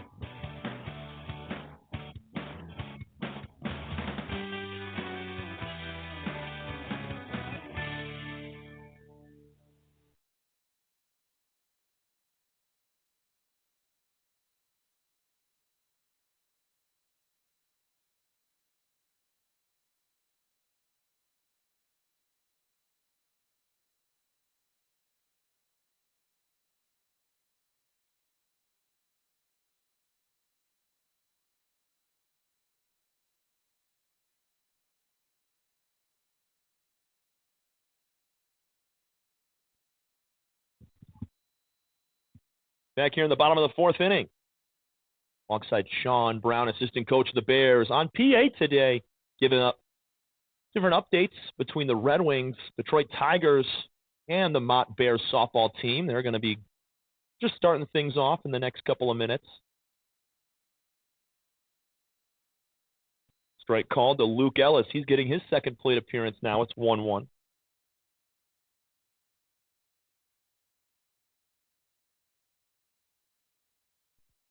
Placencia so far, he's got 5 strikeouts, 3 of them looking. He gets a swing and a miss from Ellis. That pitch just dropped out of the zone. Nowhere for Luke to kind of put that because that ball just dives down into the lower part of the plate, kind of near the ankles. The whole way, that ball looks good, and late break makes it unhittable. That's a ball on the outside corner, a little bit high, 2-2. 11-1 is your score. Gavin Bayless has the only RBI for the Bears today. He got that in the second inning on a 2-out swing. 2-2 pitch. High fly ball into left field. Not deep. Coming in is Hinojosa, still coming in, and he makes the catch. Miguel thought that ball was going to be a lot farther than it was. It started to really come in, was cut down, and he had to sprint on in. 1 up, 1 down, we're in the fourth.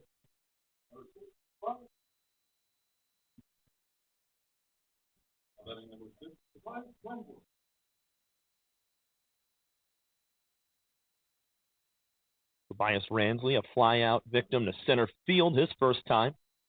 Placencia leaves that one low and outside. It sneaks back past the catcher.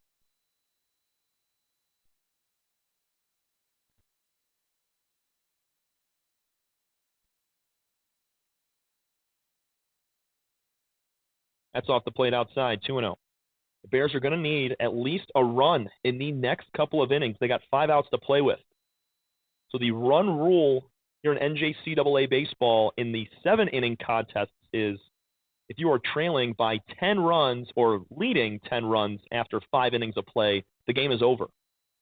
So right now it's an 11-1 ball game, a 10-run lead for Schoolcraft. If they're able to finish 5 innings of play up by 10 or more, it will be concluded with game 1 in just 5 frames. Here's the 2-1 pitch. Fly ball to right center field. Ben Cannon, not going to have any trouble with it, makes the catch with 2 hands, and there's 2 gone for Max Charlton.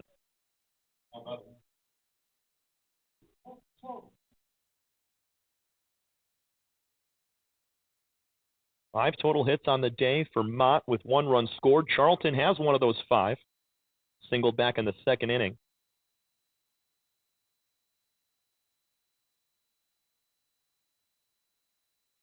First pitch to Max is outside. Carlos Placencia getting deeper into his day. Has had some quick innings. Has not gone 1, 2, 3 yet. His longest inning, he faced 7 batters in the second.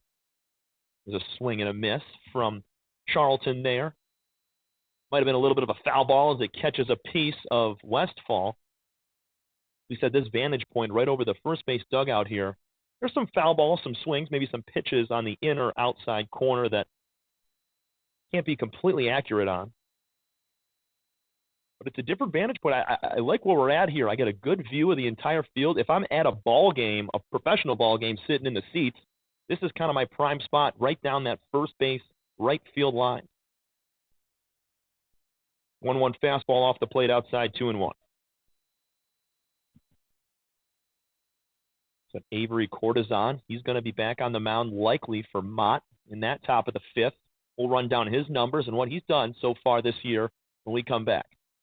The 2-1 pitch, line drive to shortstop, and Dalton Vance takes a few steps to his left and makes that catch for out number 3. A pair of flyouts and a lineout. Carlos Placencia gets his first 1, 2, 3 inning here in the 4th. Top of the 5th coming up, 11-1. Bears trail here at home in game 1 of a doubleheader against Schoolcraft. This is your home for Bears baseball.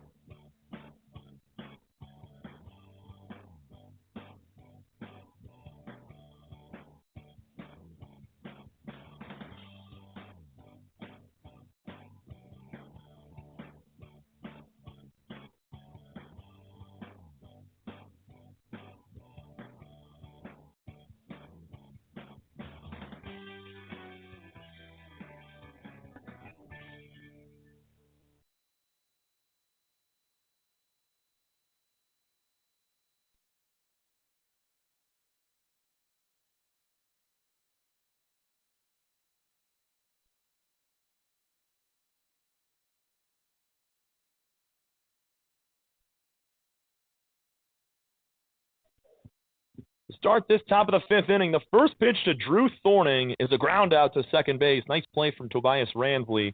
One pitch, one out. Get you the numbers on Avery Cortizon. He's the man on the mound, the third pitcher today for the Bears. He's a freshman, making his fourth appearance of the year. He's 0-1, just 5 1/3 innings pitched for Avery. 6 hits. He's allowed 3 runs in that time, 4 strikeouts and 2 walks. He induces a ground ball on the very first pitch that he throws in this inning. The Schoolcraft hitters continuing to jump on the first pitch. They've had a lot of success with it today, looking for their 10th hit. The fastball riding high and outside, 2-0. And even with the timely hitting from Schoolcraft, there have been some wild pitches that have allowed the base runners to move up into scoring position. And only a couple doubles today. No really extra base hits to speak of besides Brian Tuttle's 2 doubles. Everything else have been sharp singles. 3-0 pitch. Out. Strike called. I spoke too soon, and Sawyer Pace did as well as he tossed his bat over towards the dugout. 3-1 now.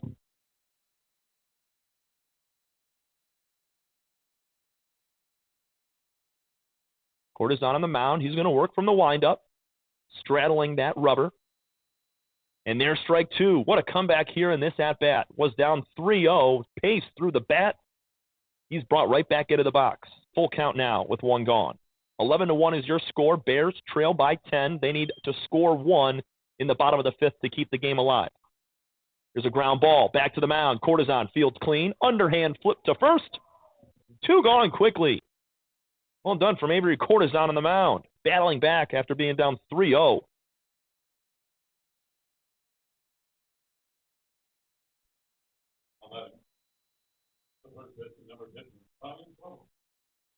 And here's the most dangerous man in this lineup. Him and Tyler Ayos. Ayos 3 for 3. Tuttle's 2 for 2 with a walk and a pair of doubles. He'll tap this one back towards his own dugout on the third base line.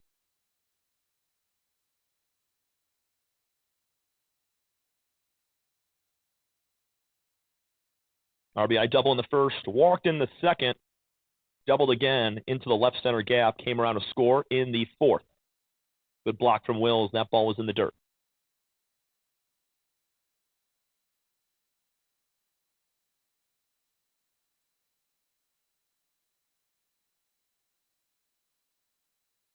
Mott started their season 1-3, got a win against USC Union when they were down playing in the warmer states.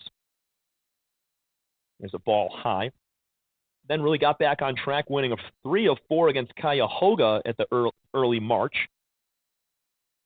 Swept by Grand Rapids CC, but got a few back on Edison State after that. It's kind of been an uphill climb after those first couple of games, but they've settled in nicely, as we said. 5 out of their 6 last games have been W's for the Bears, hitting their stride in the middle of the year. 12-9 record, 4-3 in conference, sitting behind Macomb and maybe Jackson. Jackson was able to win 3 out of 4 against Macomb. Those are 2 of the other teams at the top of the East Division, along with Mott. 2-2 pitch. Man, Wills has taken a beating today behind the plate. There's just been a lot of spiked off-speed and fastballs that are ending very, short in reference to the plate, so the bounces are high. And they're catching Wills on the shoulders, the top of the face mask, and he's taking a foul ball or 2 off the thighs. It's quite the warrior. 3 balls, 2 strikes to Brian Tuttle with 2 outs. The pitch. Inside for a ball. Tuttle has walked for the 2nd time today, and there's a 2-out base runner for the Ocelots here in the 5th. Number 32,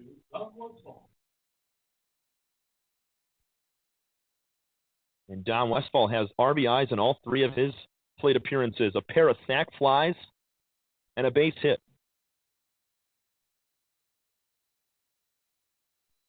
Opening pitch is down and away. Stabbing at it to make the grab was Wills. And if Mott's not able to convert in that bottom half of the 5th, and this game does end there, I think it's better for this team to save a couple of innings on the pitching side and just playing for your energy levels throughout the entire day. Move on to game 2 and get a fresh slate. There's been a few walks, but it's been a ton of hits today for Schoolcraft to put up 11 total runs. Pick over to first base. Back in safely is Tuttle. It's always odd when your star first baseman, one of your best hitters, wears number 50. Kind of like it, though. 1-1. High sky fly ball to center field. Charlton coming over. He's going to call off Veach's zone in the right center gap. Puts that in his back pocket for out number 3. Westfall is out, and so are the Ocelots. We head to the bottom of the 5th inning. Last chance for the Bears to score a run, or the 10-run mercy rule will be in effect. Carlos Placencia back on the mound for Scraps. Be back in a minute for the bottom of the 5th. This is your home for Mott Community College Athletics.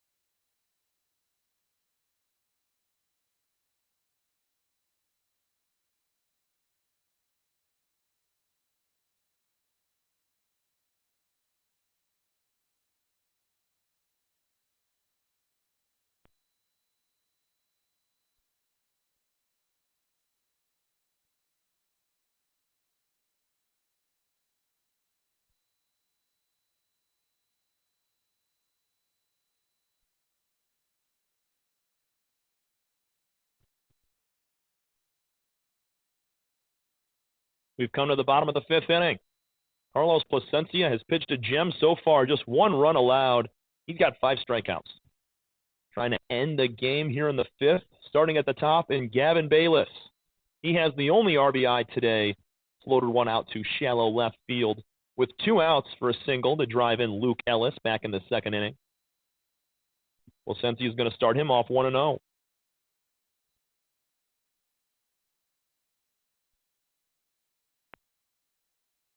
That pitch misses 2. 2 balls, no strikes to the leadoff batter, Bayless. It'll be him, Schultz, and Eggert in the 5th inning. Fastball splits the plate for a strike.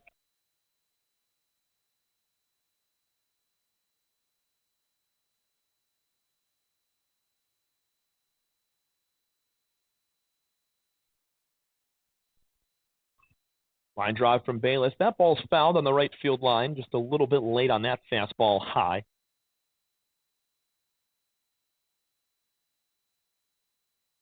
We'll go to 2-2 on the leadoff batter. 5 hits so far for the Bears. A 1-2-3 inning in the 4th for Placencia. That was his first. This ball's on the ground. Sawyer pace. Easy play. Throw to first. And there's 1 out in the 5th inning.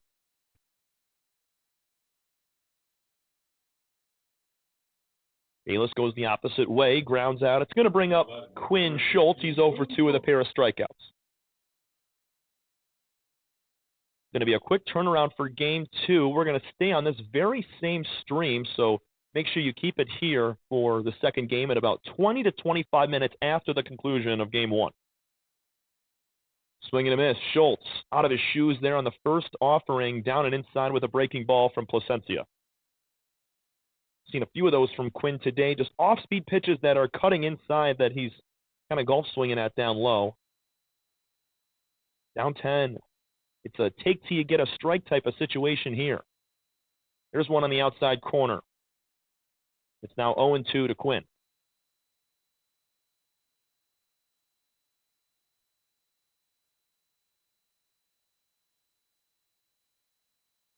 Placencia nods, gets his sign, double taps that front foot as he sets at the chest. 0-2 pitch. High pop-up foul out of play. With a win here, Schoolcraft would move to 4-4 in conference and 16-15 overall.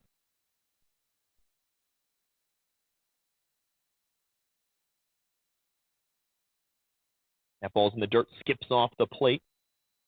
Dom Westfall behind the dish for the Ocelots has done a good job today.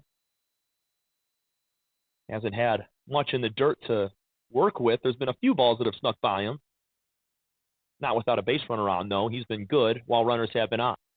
1-2. Line shot over the third base dugout, over towards the batting cages. It's an awesome facility here around Ernie Myers Field. Two bullpens on both sides on the opposite side of that fencing. You got batting cages on the left side. That ball's low. 2-2. And then right where we're at, inside the Andy Taylor press box, it's a nice little facility here just above that first base dugout. That had to be a long covering Bears athletics this year for baseball and softball. We'll get you an update on that softball score in just a bit. Strike 3 called. Schultz watches that one for his third strikeout of the day. Breaking ball from Placencia just freezes Schultz for out number 2. And now Connor Eggert is the last chance for the Bears.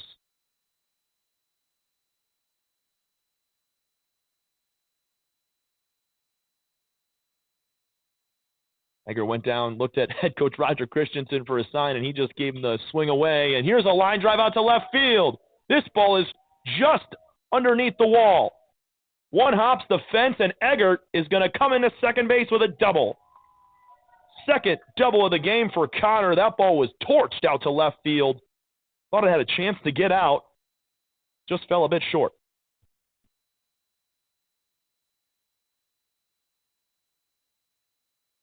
Good swing from Connor Eggert right there. He put one in the left center gap and now right down the left field line in front of the 313 sign. Egan Demers is going to pinch run once again. This is his second time doing that today. He pinch ran for Ethan Wills back in the second inning. Brennan Veach's, we talked about it being his bobblehead day. He's up at the dish. Made a nice diving play out there in right field.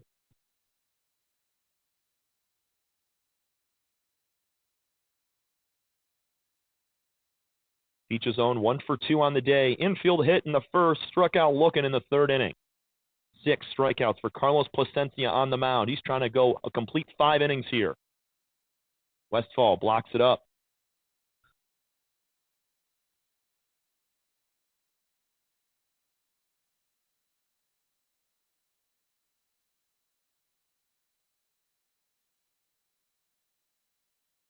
Veach's holds that bat out towards Placencia on the mound. Fairly open stance, wags the bat over the right ear. 1-0. Ground ball fouled on the third base line. Every single pitcher not every, but 5 or 6 pitchers for Schoolcraft, as soon as that ball goes foul, sprinted into foul ground to try to pick that ball up. You got to keep yourself entertained if you're a pitcher that's not going to play in that entire first game. Maybe you're pitching later on today or in the next meeting. There was a doubleheader between these two teams yesterday, so a lot of those guys out there probably threw yesterday as well. They got to stay occupied out there. Change pieces inside for a ball. It's 2-1 now to Veach's.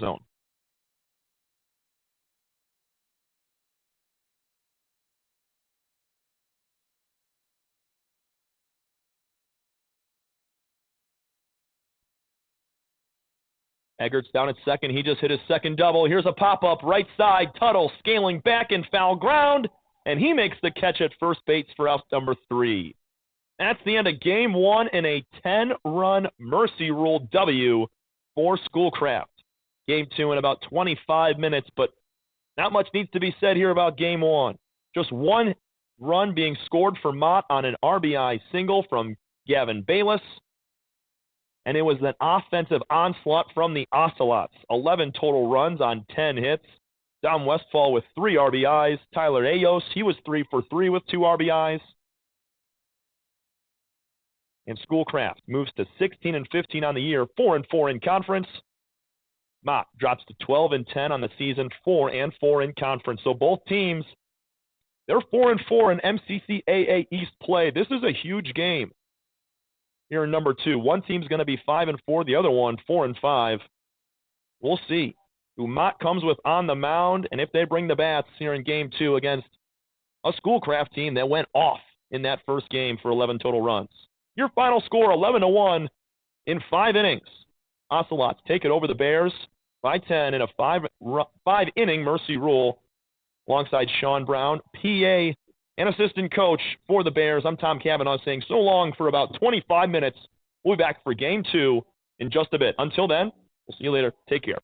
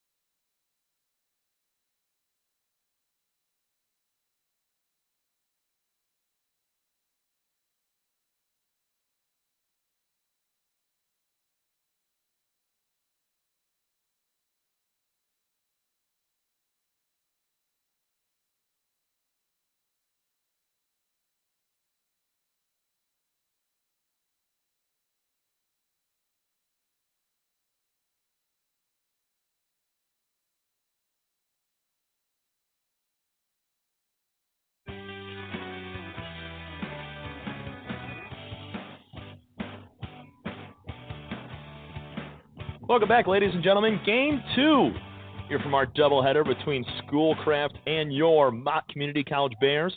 I'm Tom Cavanaugh, taking you all the way through our action today alongside assistant coach and PA man Sean Brown. And the first pitch to Tayshawn Eatman is on the ground. Little PFP play for our pitcher, William Case. And there's one pitch and one out.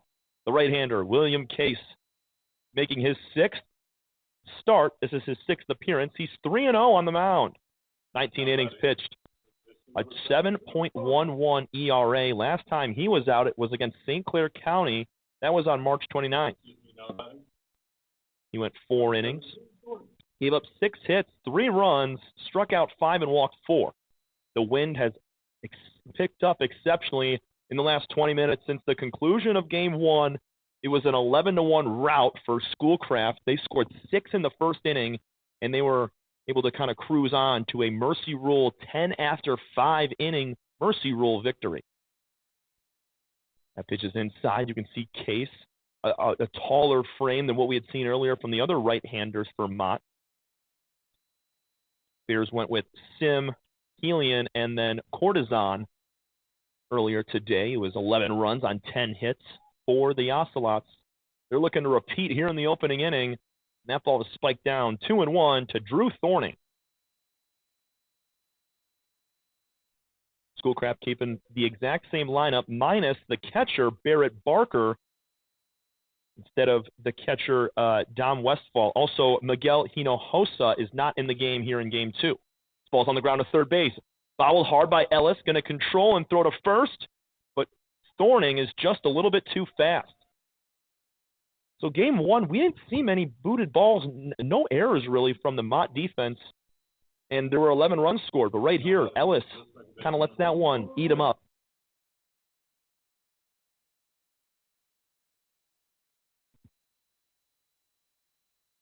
So 1 out with a man on for Sawyer Pace, second baseman for Scraft. He's been there all day long.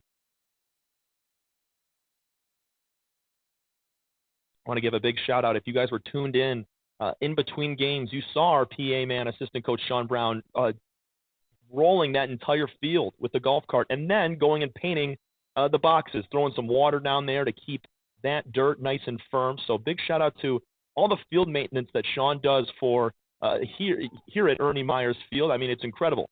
As soon as we got done, he hopped off, went on the golf cart, and just continued, the gator, I should say, and just started cleaning up that infield. That box looks really good right now. The left-handed one that Sawyer Pace is in. 1 ball, 1 strike with 1 out here in the first inning. That ball's low. Reese Jones, the throw down to second is into center field. The runner tried to take 2. Thorning pops up. He's headed to third. Drew Thorning's able to steal second, and the airmailed throw goes down in the center, and on to third goes Drew. It was not a bad throw by Jones, a little bit high, but the leaping Gavin Bayless could not corral it.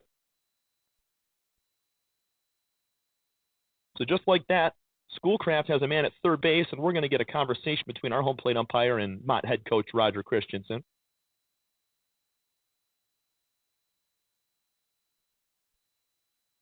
Needing some sort of explanation on that slide into second base. Wondering if it might have been some sort of an interference on the slide, maybe, or in at third base when he slid in there as well. 2 balls and 1 strike to Sawyer Pace. 1 on, 1 out. There's a man 90 feet away. Schoolcraft, an 11-1 victory in Game 1. They're trying to go 5-4 in conference. Here's a tap foul. Coming into the day, Ocelots were 3-4. They won Game 1 to be 500 now in MCCAA East play. They're trying to steal 2 on the road. Mott's got something to say about it, though. Here's the 2-2 pitch. Line drive on the ground to second base on a few hops. Gobbled up quickly. Ransley throws on to first, but the run will score. RBI ground out for Sawyer Pace, and it's 1-0 Scrap. First baseman number 50, Brian Poe. And good base running from Drew Thorning. He was able to be aggressive on the pass, stealing second. Drew the throw from Reese Jones behind the plate. He's the new catcher. Get you the defensive lineups as well. Here with 2 gone with Brian Tuttle at the plate. That's a strike call. Behind the plate, as we said, Reese Jones, Luke Ellis still at third. Bayless stays at shortstop, Ransley at second, and Schultz at first. Brennan Veach zones in right field, Charlton in center, and Ben Corson in left. Tuttle takes another strike on the inside corner. What a game he had earlier today. He was 2 for 2 with an RBI and a pair of walks. Both of those hits were doubles. One was in the left center gap, the other one all the way out toward right. That fastball getting over the head of Jones all the way back to the screen. We're going to do a 1-1, 1-2 count on Tuttle.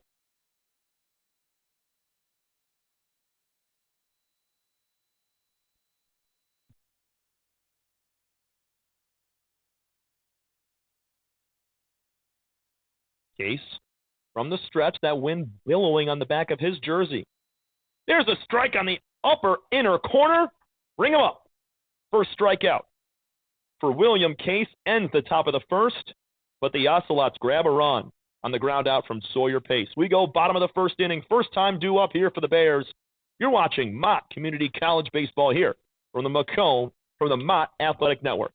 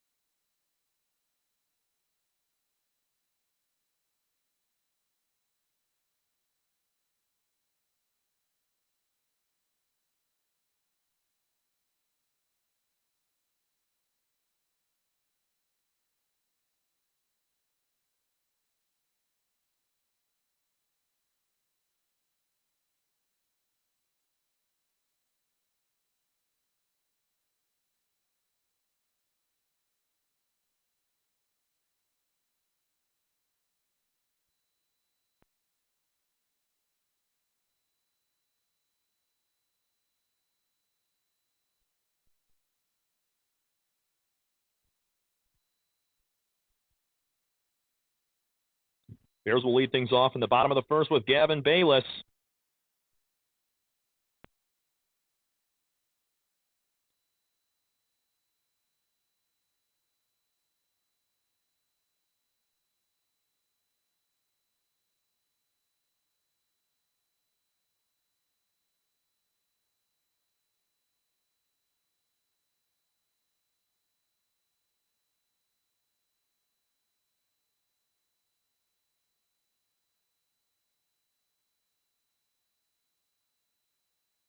Bayless taps that one foul. He's down 0-2 right now, leadoff batter. Facing number 31, Riley Nigmeyer. This ball's on the ground. Third base side, tough play. On to first, do or die, and he is safe. Drew Thorning with the forehand glove play across his body, but Bayless much too fast, screams down the line. Infield hit for Gavin. This is only the second pitcher that Mott is going to see today. It was Carlos Plasencia who got the 5-inning complete game W. He pitched great, only gave up 1 run on 5 hits, struck out 5, walked 2, and they're facing Riley Nigmeyer now. Tall lefty, doesn't throw all that hard. Here's another ground ball to Thorning at third, on to second, to first, safe again. Charlton beats out the throw, but you got Drew Thorning down there. A lot of action early, just made a play onto first that was not completed. Bayless ran it out for a single, and then Charlton, he reaches on the fielder's choice as they went down to second to get Bayless.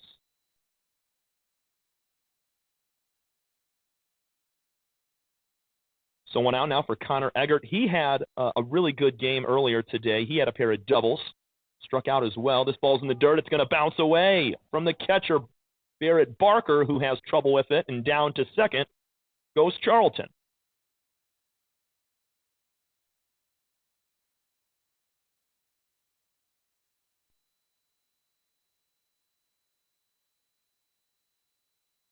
Nigmeyer on the mound, working on that third base side of the rubber, folding the glove on his right pec before coming set. He's got that front foot a few steps in front of the back, engaged with the rubber. This one's off the glove of Barker. Sneaks away all the way back towards their dugout, and on to third base goes Charlton. So that's going to be a passed ball, not a wild pitch, because Barker just did not frame it correctly, and it squeezes out of the heel of the glove and spits away. 1-0 Schoolcraft leads. We're in the bottom of the first inning of Game 2. Scraft took Game 1 11-1, 10-run mercy rule in 5 innings. Mott looking to right the ship here and get back to their winning ways. Swing and a miss from Eggert on the 2-0.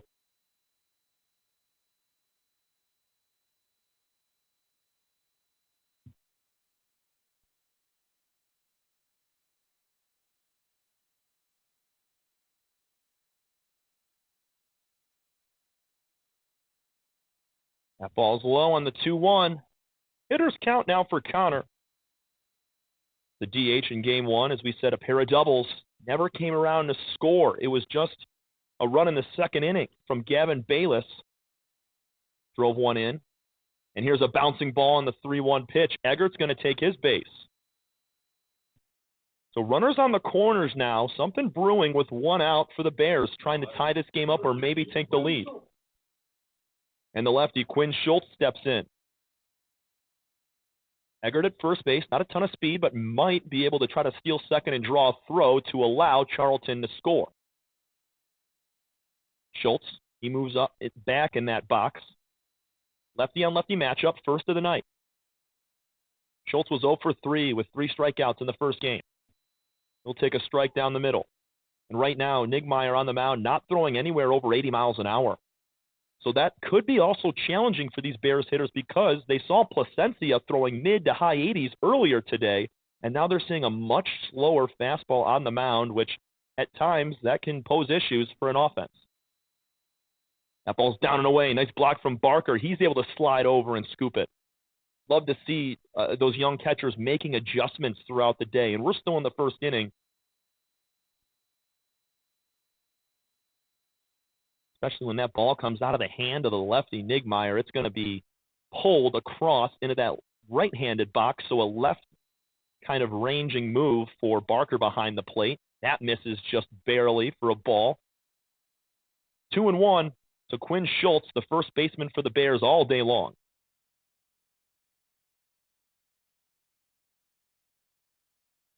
Hit second in Game 1. He's in the 4 spot with 2 on and 1 out. That ball's low. 3 balls and 1 strike. Bears need to take advantage of some of the freebies they're getting. Eggert, he walked. He's at first. An infield hit for Bayless. He was out, but Charlton's down there at third after the fielder's choice. Chopper on the ground to shortstop. Vance, he'll field. Throw to first, and we're tied at 1 apiece. RBI ground out for Quinn Schultz. Scores Charlton. We got ourselves a ball game here in the first inning.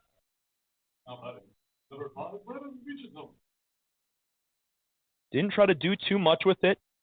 Did Schultz, and he just went the other way. Beautiful ground ball. Middle infielders were playing back, so they were conceding the run, and there was no chance for a double play because of how softly he hit that. 2 outs for Brennan Vichazone. He turns out of the way of that one. Ball 1. Veach had a really nice play, diving play out in right center field last game. He was 1 for 3 with a base hit and infield hit down the third base line in Game 1. Got that fairly open stance, rocks the left shoulder as he swags the bat. Change piece misses a little bit low. 2-0 ahead in the count now is Vichazone.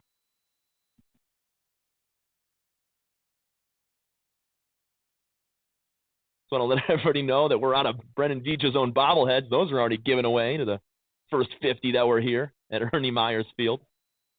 Fastball down and away. Love those promotional events.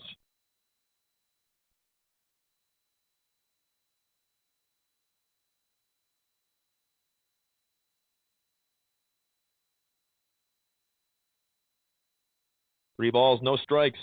Beach's zone awaits. Strike called at the belt.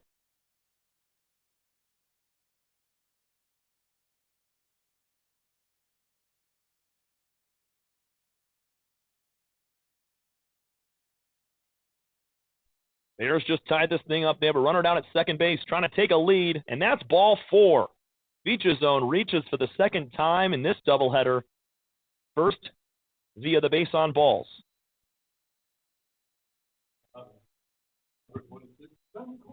So 2 walks and a base hit so far in the inning for the Bears with Ben Corson coming to the dish. Beach's zone just walked. He's at first. Eggert, he's at second base. He also walked. Riley Nigmeyer on the mound.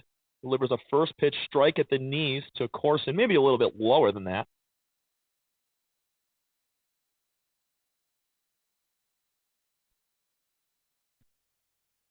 Corson had a laser single up the middle last game. Like to see him do that again. Got that pop in the right-handed bat.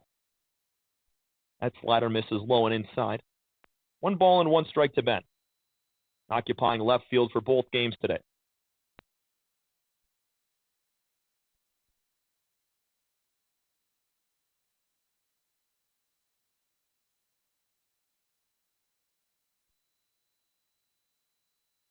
Nigmeyer delivers. This one's tapped on the ground, foul.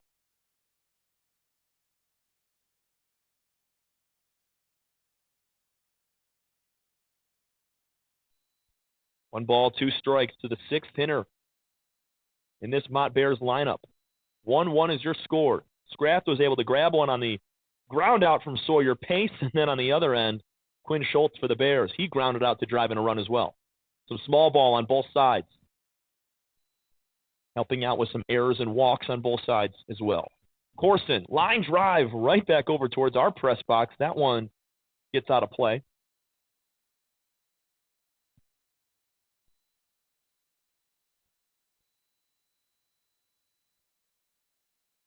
Bears in their black uniforms, white pants, all gray unis for Schoolcraft. They got navy blue and gold Schoolcraft across their chest, the block numbers on the back.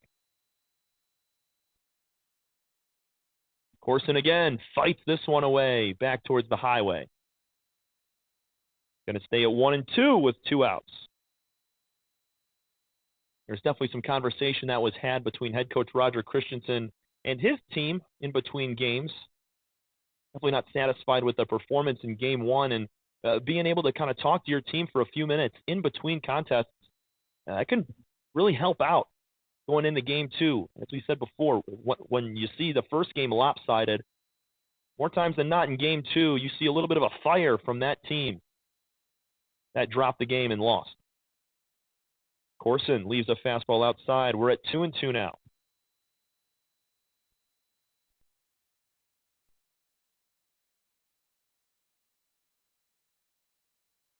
Nigmeyer on the mound, comes set, checks the runner, Eggert down at second. 2-2 pitch. Low for a ball. Good take from Ben.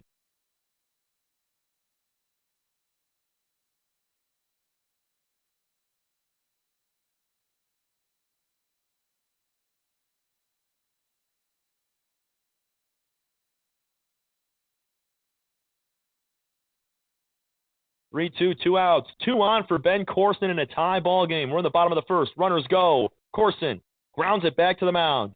Nigmeyer fields, throws to first, and they were able to get out of the jam, do the Ocelots with just 1 run scored. Quinn Schultz ties the game on an RBI ground out. We head to the second. 1-1 after 1. This is your home for Mott Bears baseball. Be right back.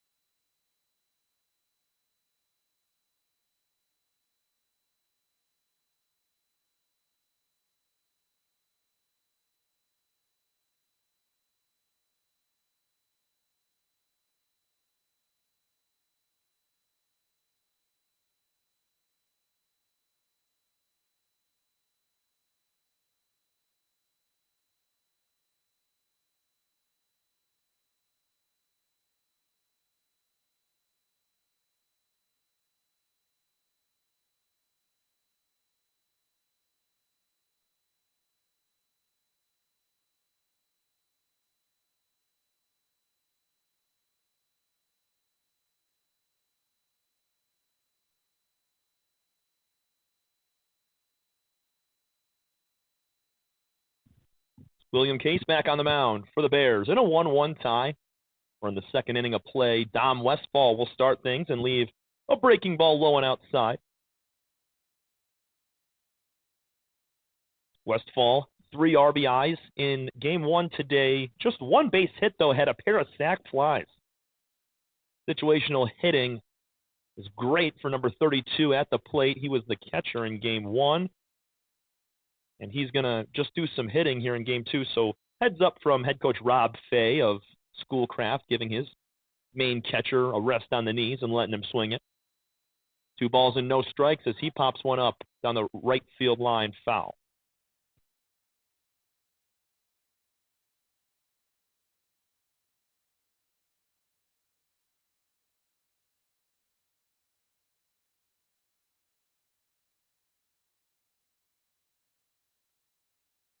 Off-speed pitch, called for a strike. It's 2-2. Case doing a nice job of mixing in those off-speed pitches. He's got a pretty dominant fastball as well, upper 80s. Can touch 90s if he really reaches back. This one's chopped on the ground, fair to the third base line. Ellis, he makes a play. On to first, the pick. He got him. Well played from number 8. Had to straddle the third base line. Make a nice forehand play and throw across his body. Quinn Schultz with the pick over there at first base. 1 up, 1 down. We're in the second.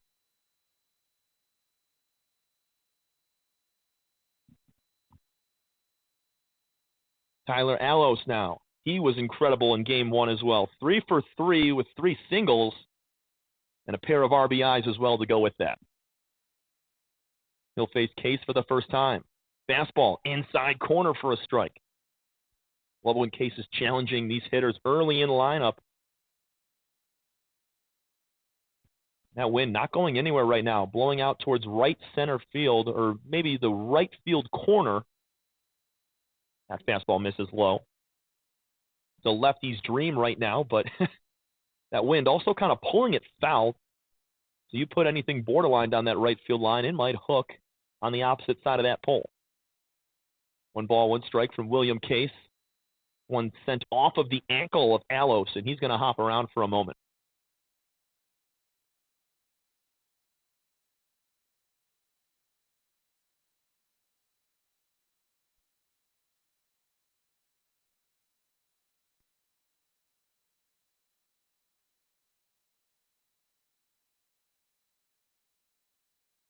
One ball, 2 strikes. Case delivers, bounces it up in front of the batter's boxes.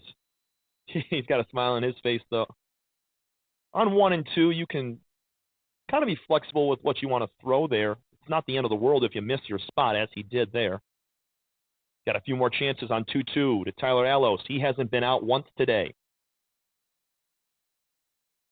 Fastball high and inside. He wanted to pull the trigger, but wisely leaves that to go. 3 balls, 2 strikes. 1 out. Here in the second inning, it's tied up 1-1.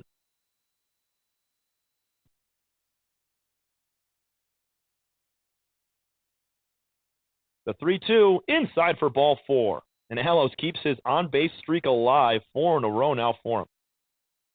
How about it? Second baseman number 1. Okay. It's a 1-out walk that'll bring up Dalton Vance, the shortstop.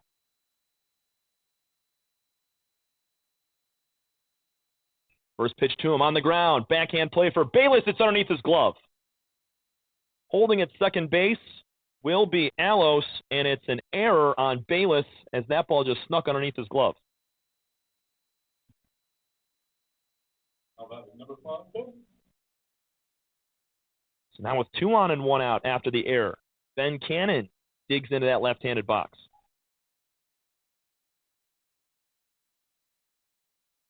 Allos, he just walked down at second base on the first pitch. Vance, he reaches on the error from Bayless.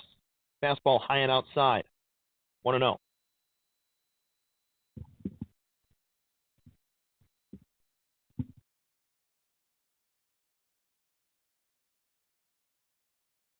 Case comes set, checks the runner, a long look. 2 looks down there at second base. Ball on the ground, back to the mound. Case makes the play, throw down to second. Bayless, his toss to first, not in time. Almost an inning-ending double play there for the Bears. It'll be first and third with 2 outs.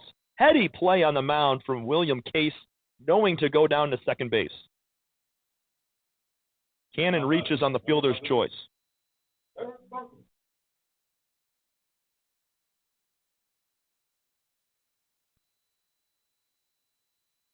So Alice is at third. Vance, who reached on the air, he was cut down. Here's Barrett Barker, the catcher in game 2. And we got a runner in between, and he steals second. Cannon, a little bit of a delayed steal there, and Reese Jones behind the plate double pumped. And on that second pump, he was in there at second base safely. Well done from Cannon. Able to steal that bag. Runners on second and third now. Barker looking to break the scoreless tie. We're in the top of the second inning. The 1-1 tie, I should say, not scoreless.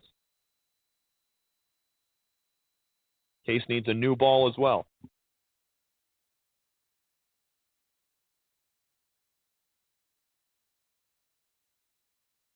Barker did not play in the first game. As we said, it was Dom Westfall behind the plate.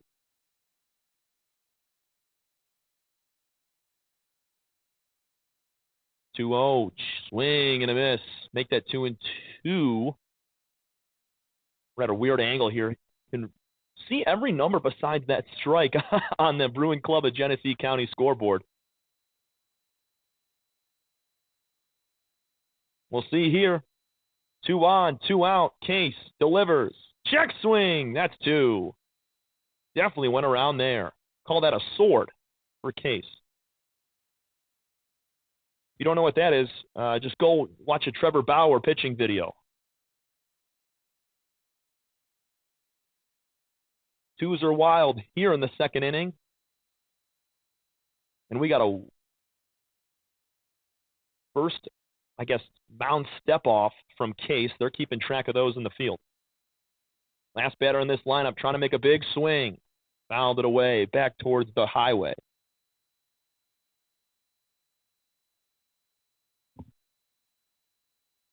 Tayshawn Eatman waits on deck. He grounded out to first base his last time. The 2-2 one more time from Case. Swing and a miss. Huge strikeout, the second of the day for William Case. We're headed to the bottom of the second inning, tied up at 1 apiece, as Schoolcraft strands 2 in scoring position.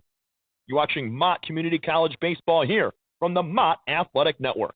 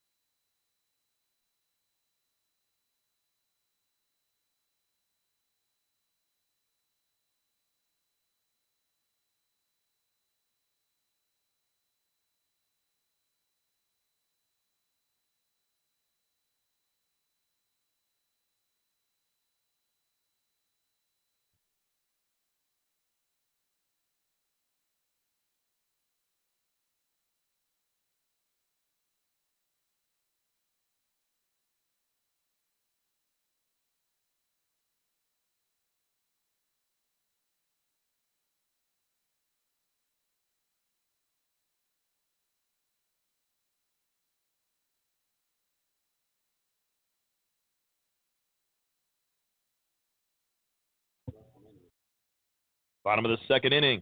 Coming to the plate, Luke Ellis, the Stone Cold's walkout song. I knew it came from somewhere. Couldn't quite pinpoint the celebrity, the WWE wrestler. Here's a line drive out to the right center gap, and it's caught by Tayshawn Eatman. At the last second, he slid down to make the catch. I thought that might drop. Good swing from Ellis, but just left it a little too high up there for Eatman to track down. One gone. Nice swing from Luke, and even better play from Tayshawn out there in center. It's the 7-8-9 hitters to face Riley Nigmeyer on the mound. There's a strike on the inside corner to Tobias Ransley. Ransley, a pair of flyouts, just had 2 at-bats. We only played 5 innings in that first game. Check this swing. They're not going to offer. Ransley moves the count to 1-1. After Tobias, it's going to be Reese Jones. Did not play in Game 1. He's catching here in Game 2. Strike called at the letters. And one thing about double headers at the collegiate level, you're going to have a different umpire behind the plate between both games. Swing and a miss. Ransley goes down swinging for out number 2. That's the first K for Nigmeyer on the mound.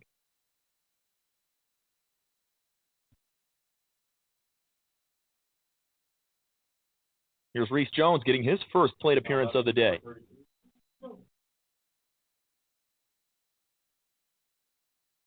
1-1 is your score. We're in the bottom of the second inning. Both teams notched one in that first frame.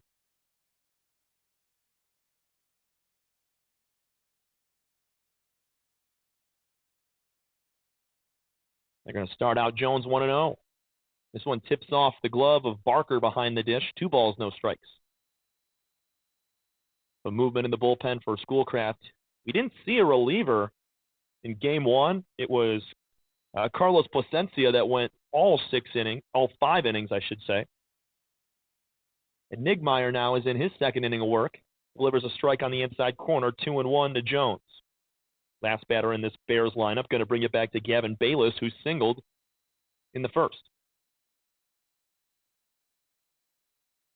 Inside fastball, jumping out of the way there is Reese. 3 balls and 1 strike. Going to have some speed on the base paths here if he's able to reach.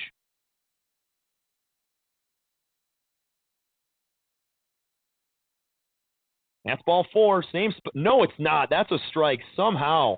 That was the same exact spot. Barker didn't even look to frame that ball. Our home plate umpire just brings him back in. The full count with 2 outs. Grounded foul back towards the Bears dugout. There's one thing as a hitter with 3 balls on you, and you take that presumably 4th ball, you can't walk out of the box until that call is made. I'm not saying Reese did that, but umpires tend to they tend to bring you back in if you step out even just a quarter of a second early.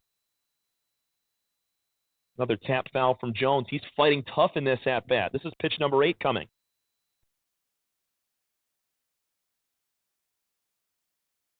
Squatting down in the back of that box, wagging the bat over the right ear. The 3-2 again. Ground ball to second. Pace, gobbles, fires to first. A 1-2-3 second for Riley Nigmeyer and the Schoolcraft Ocelots. We're headed to the third. 1-1 is your score between Scraft and Mott from Game 2 of our doubleheader. This is your home for Mott Community College Baseball.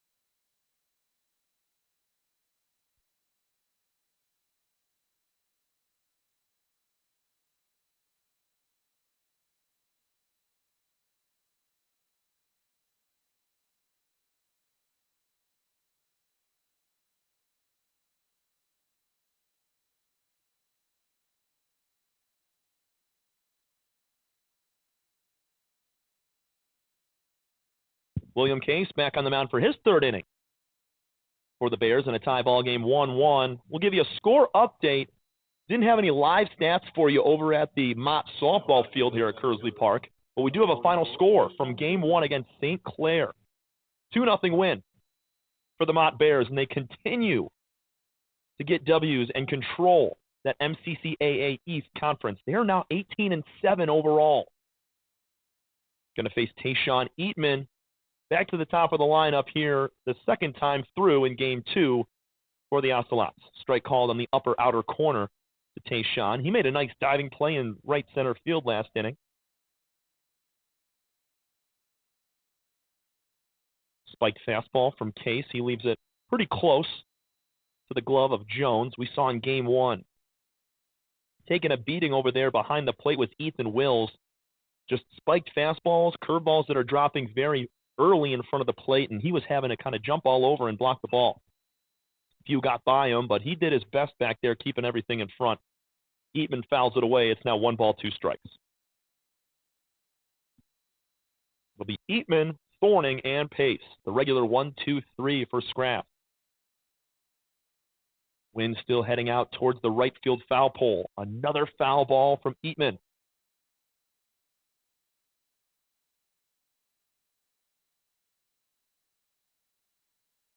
Moving in the bullpen right now for Mott. It's Ethan Stewart down there, getting warm, the tall righty. 1-2 pitch. Flare out to right field. It's slicing, foul. Just barely foul down that right field line. Makes it easier for us as well. The right and left field lines, the spray-painted chalk, or whatever you want to call it, the foul line there, the grass on that line is shaved down a little bit more. It's a shorter cut than the rest of the outfield, which makes it a lot easier from our vantage point here to see those lines. Eatman now to right field. He finally puts one fair on the right side. First hit of the day for Eatman. He's on to lead off the third.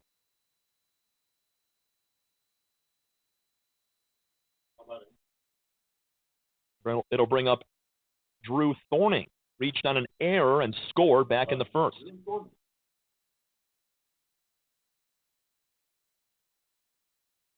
Wide stance, wagging that bat heavy. As this is a fastball that sails over the glove of the catcher. Down to second base is Eatman. He's going to take a strong turn there and hold it 2. Wild pitch from Case leads Eatman into scoring position. Nothing for Barker to do. Check that Jones to do behind the plate there, as he had to just leap out of his stance to even have a chance at that one. And our home plate umpire almost took a fastball to the noggin as well. Glad he got out of the way. Quinn Schultz at first base. He's in front of the grass, cut out at first. Double play depth for the middle infielders. Bayless in the back pocket of Eatman there at shortstop. There's a strike called on the corner. And if you're the third baseman over there, Luke Ellis, want to stay even with your base, don't let Eatman know that you might be charging on a bunt. That'll just give up third base entirely there. He's keeping an eye on him. Good job from the third baseman. This is a swing and a line drive back to the screen. 1-2, Case ahead.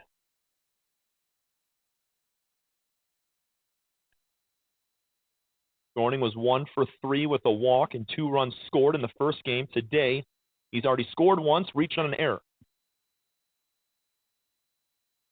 Eatman not too far off the bag. Now he's going to try to steal third.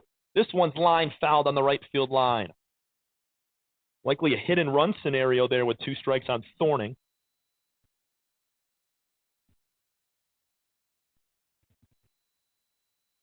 Some clouds have started to roll in here. Not ruining our day by any means. It's still a beautiful day for baseball. We're still sitting around 55, 56 degrees.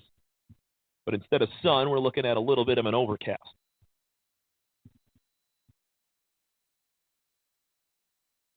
1-2, and Case is going to turn around and make the throw back to second. He didn't have to throw that, considering he didn't make the jump move. Case has a 1-2 count on Drew Thorning, the second batter in this lineup for Scraft. Another ball that bounces on the grass, cut out, and goes foul. We talked about it back in game 1.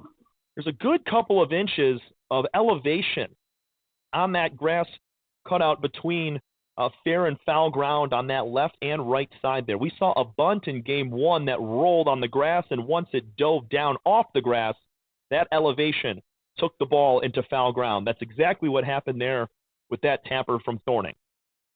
Count stays at 1-2. There's nobody out. Leadoff base hit for Tayshawn Eatman. He's down at second base after a wild pitch.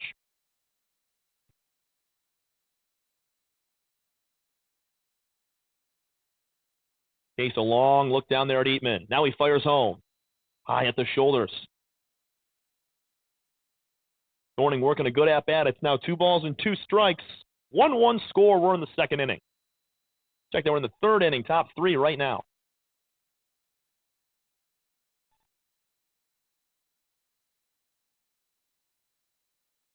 Swing and a miss. Huge strikeout there for William Case. His second of the day. Both of them swinging. That's a huge out right there with the runner in scoring position and nobody out. Upper change piece gets Thorning swinging. Here's Pace. He delivered the only run of the game so far for Schoolcraft, an RBI ground out. He's going to drop a bunt on the first base line. It's going to be a play for Case. He fields and tosses on to first. Just barely getting Pace, and the runner Eatman's able to move up to third. What a play from William Case off the mound, but it worked in his favor as well. Case is a right-handed pitcher, which means when he throws the ball, his body is falling towards the first base line. That makes it so much easier for him to be able to plant and field that ball. If Pace puts that down the third base line, there's really no chance there for Case to be able to make a play. Tuttle, big swing and a miss on the first pitch. Athletic play on the mound. Some people say pitchers aren't athletes, but I truly think so. What a play from William Case hopping off the mound there and making a nice PFP play. Strikeout looking for Tuttle, his first time. He's going to almost hit us in the press box. That one sails right over.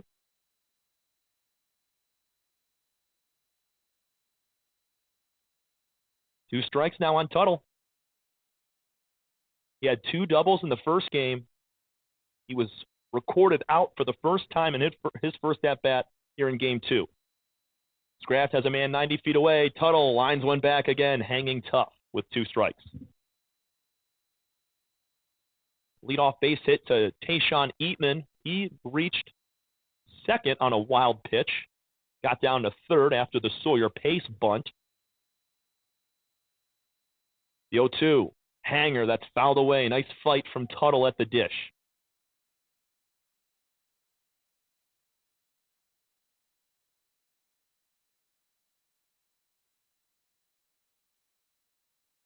That wind is now almost directly blowing at us. Coming in from left field now. There's a borderline pitch fastball on the corner. It's now 1-2. We said we got a different angle here above the first side dugout, but that one looked really good from here. 1-2 again from Case. Tapped on the ground softly to Ellis at third. Tough play. Guns, throws. He got him with the pick. Quinn Schultz. Backhand scoop at first. And Luke Ellis is flashing the leather at the hot corner. Schoolcraft strands another runner. We go bottom three. It's 1-1 between Mott and Schoolcraft here from Ernie Myers Field. We'll be back in a minute. This is your home for Bears baseball.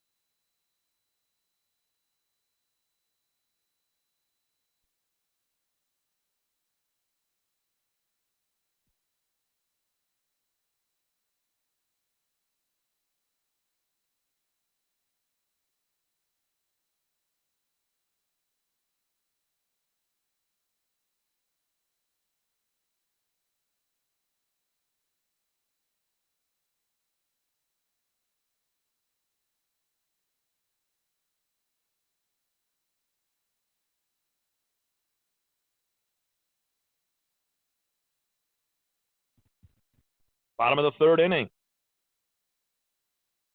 Mott Bears due back up. It's back to the top of the lineup in Gavin Bayless. He singled to start the offensive opportunities for the Bears. Here's a ground ball fair down the third baseline. It kicks off the bag. Bayless, strong turnaround first. He's going to have to hold there. Shortstop Dalton Vance is able to range back into the outfield grass and pick that ball up. Nice swing there from Gavin, I'm sorry.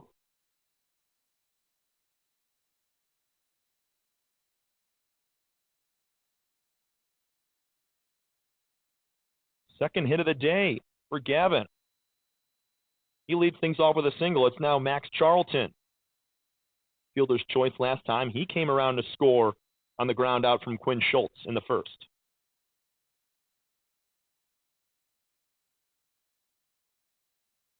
Charlton takes the first pitch. It's 1-0.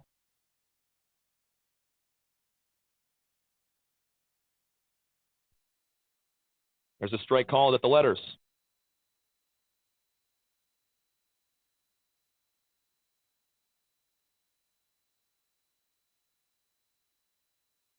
Good lead at first for Bayless.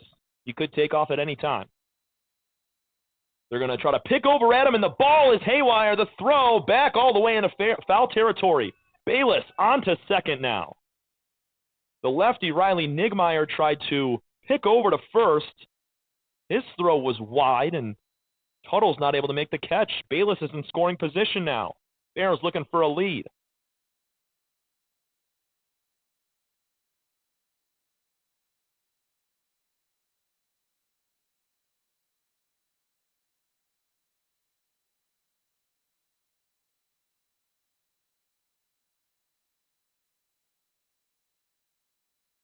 Nigmeyer checks the runner down at second base. A second look now. He kicks, fires, and that pitch is high to Max Charlton. 2 balls and 1 strike.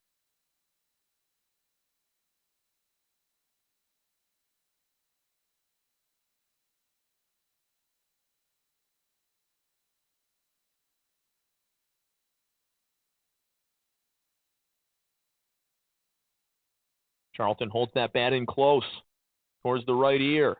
He's going to leave a fastball very low. Hitters count now at 3-1.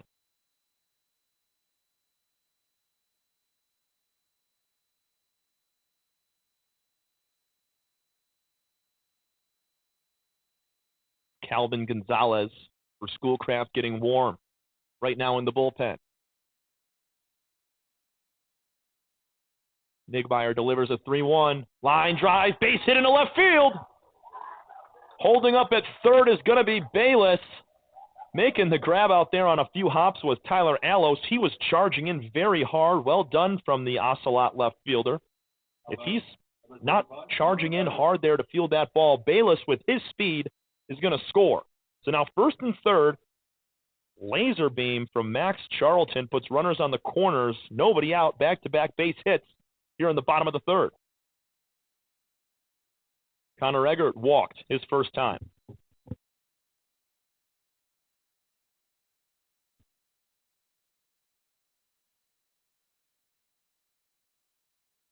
He's out in front of that first one. Big wave and a miss.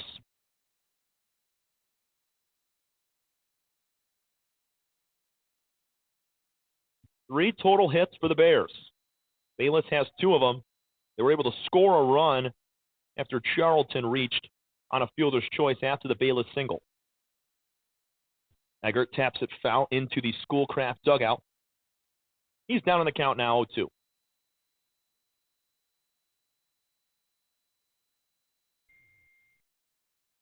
Get you an update on the score of Mott Bears softball in Game 2 once that goes final. They're playing SC4, trying to sweep another home 2-game doubleheader. Eggert swings and misses.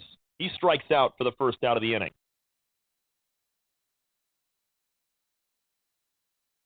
It'll bring up Quinn Schultz, only man for the Bears to drive in a run today. He's got a good chance with Bayless at third base.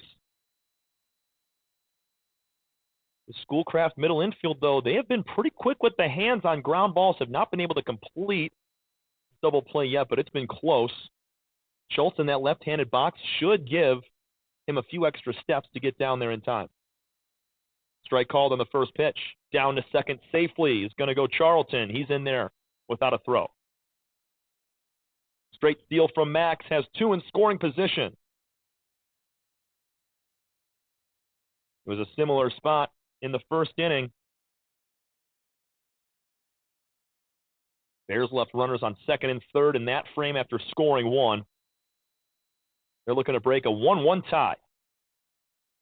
Schultz pulls it fouled on the first baseline.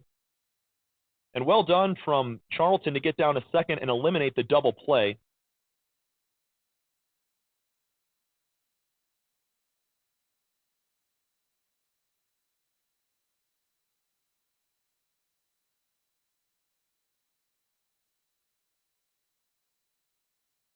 Nigmeyer sets that fastball just off the plate outside. Good frame job from Barrett Barker behind the dish. Couldn't get the call. 1 ball, 2 strikes, 1 out. We're in the bottom of the third inning. 1-1 is your score between Schoolcraft and Mott. Schultz fishes for that ball in the dirt. He strikes out. Barker's going to complete it, and going home is Bayless. He's out at the plate. Head coach Roger Christensen with a hand over his face. He can't believe Bayless went for that. Aggressive base running leads to out number 3, and the Bears cannot convert once again. It's a 1-1 score. We go to the fourth inning. Bayless cut down at the plate. It's a double play to end things there. It goes 2-3-2 for out number 3. Head to the fourth inning, 1-1 tie. This is your home for Mott Bears baseball.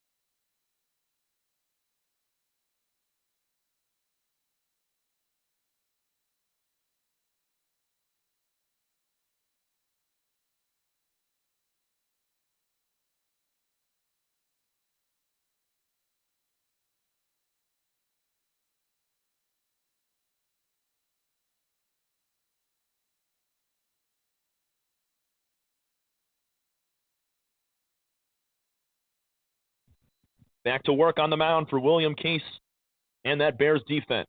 1-1 tie between Scraft and Mott here from Game 2. On the call, Tom Cavanaugh alongside our PA man, field manager, and assistant coach Sean Brown, hanging out with him all day long for a full 14 innings. Well, not a full 14 innings. We didn't play the 6th or 7th in Game 1, so hopefully we're playing 12. Well, maybe not. Maybe Mott can get a 10-run mercy roll win and return the favor, and then we only play 10.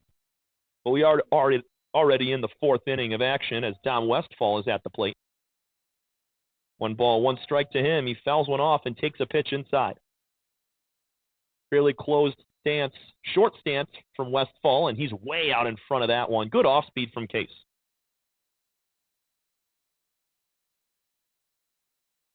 I already gave you Case's numbers at the beginning of the day. 17 strikeouts and 17 walks coming into the contest with 18 runs allowed in 19 innings of work. He's got a 3-0 record, though, so gets it done when he's on the mound, and his offense comes through for him, and he's on the bump. 2 balls and 2 strikes right now to Dom.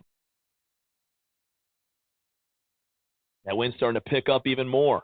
Swing and a miss. Big strikeout there for Case. He's now got 4 on the day. Second time Westfall's retired in this game. It'll bring up Tyler Allos.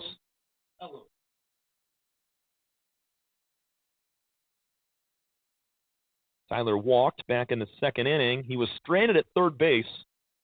It's a big strikeout from Case at the end of the second to hold a couple runners from scoring and keeping this game tied. In that last half inning, Mott had a chance to take the lead second and third, just one out. There was a drop third strike to Quinn Schultz. They threw him out at first. Here's a ground ball to Bayless. Tough feed. He's able to make the play. Throw to first. Quick hands and feet from Gavin Bayless, and he's able to recover after fumbling the ball for a moment. 2 outs quickly.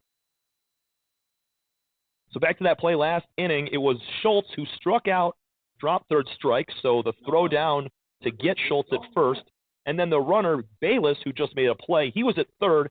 He tried to score as the catcher Barker was throwing to first to complete the drop third strike. The throw from Tuttle back to Barker gets Bayless.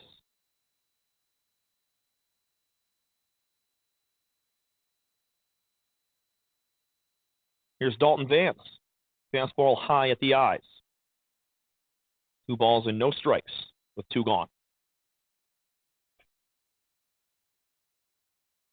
Bayless made a good play over there at shortstop moments ago. His feet weren't quite set, but he knocked the ball down and was able to pick it up quickly. Check swing. They're going to offer. He did not go, says Eric Smith, our field umpire.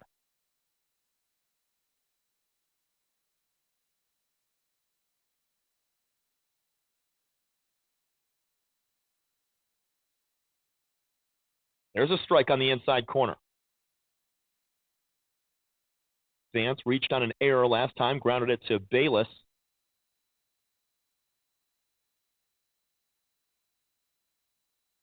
William Case looking to have a quick inning. Hasn't retired the side in 3 yet, and he's not going to here as he walks Vance on the 3-1. So a 2-out base runner for the Ocelots. They're looking to break this tie at 1-1. A very different game from what we saw in the first contest between these two. This is the 5th overall meeting between these two squads, and the game earlier today, 11-1 victory for Schoolcraft in 5 innings, 10-run mercy rule. First pitch to Ben Cannon is inside for a ball. Cannon a fielder's choice. He grounded it back to the pitcher Case, who tried to turn 2 on him, but Cannon beat it out. Now that wind is definitely pushing in very hard from left field. So a right-handed hitter's nightmare right now, and even for a lefty, that ball's going to be pushing into foul territory on a fly ball out there. Pick back to first base, and Vance is in there safely but dirty. Case works off the third base side of the rubber, sets, fires. Swing and a miss from Cannon.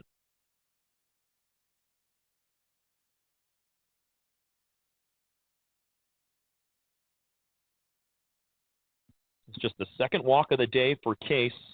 Got 4 strikeouts. There's a little off speed. That misses low, just a tad. Good frame job from Reese Jones behind the plate. Couldn't get the spot. 2-1 on the 8-batter Ben Cannon in right field all day long today. Case sets. Now goes. Fastball called strike. They're going to throw it out in a second. It was a fake steal there, but still draws the throw from Jones. You'd rather him throw it than not throw it, even if he's not going.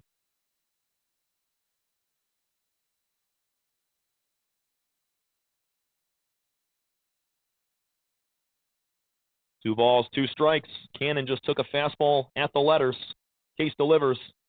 Breaking ball. Upper outer corner, just off the plate. 3-2 now.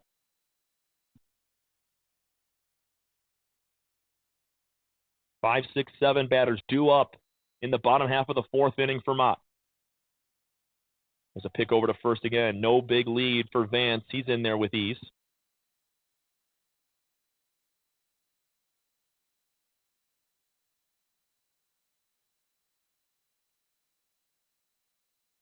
Runner goes on the 3-2. Line drive foul over towards the bullpen on the Scrap side.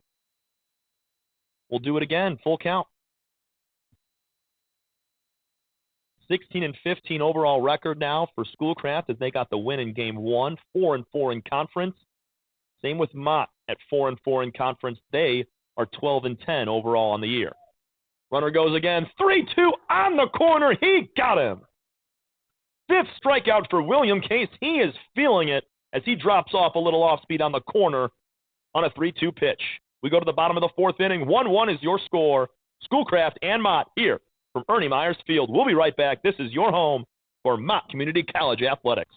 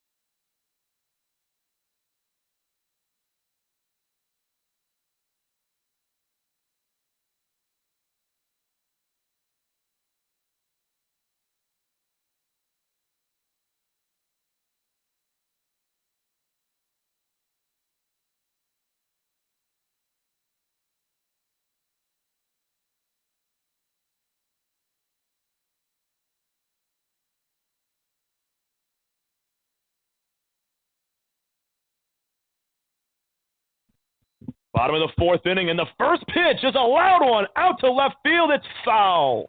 Just barely foul. Oh, my goodness. Brennan Veach's zone. All of his bobbleheads are gone, and he almost sent one out to left field. Veach with an absolute laser beam. I thought that might have had the distance. Landed about 10 feet short and just left of that foul line. 1-1 score. As I said, we're in the bottom of the 4th inning. Glad to have you along for both today between Schoolcraft and your Mott Bears. Riley Nigmeyer delivers now. Here's a high pop-up off of one bounce to Nigmeyer. He's able to field and throw out Veach's zone. So after a long strike, Brennan grounds out to the pitcher, and there's 1 up, 1 down in the 4th.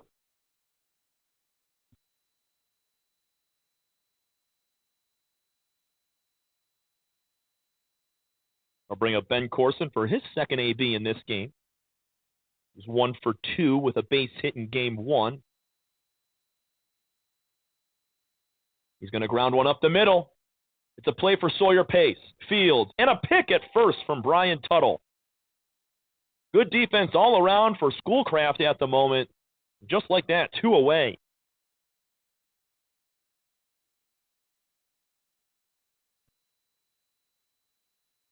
Luke Ellis now to the dish, trying to break a 1-1 tie. In the innings, they start one of 2 ways: a leadoff batter aboard or a 2-out base runner.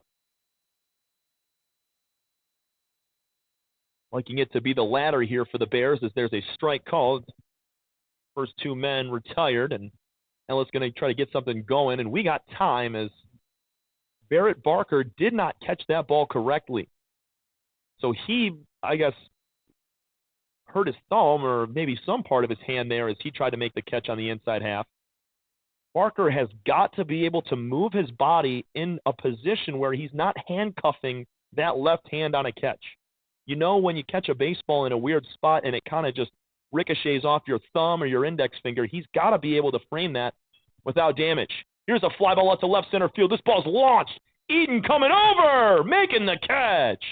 Tayshawn Eatman steals a double or more from Luke Ellis, and it's a 1-2-3 bottom of the 4th inning. for Riley Nigmeyer and the Schoolcraft Ocelots. It's still 1-1. It's been that way since the first. Top of the fifth inning coming up in just a minute. This is your home for Mott Bears baseball.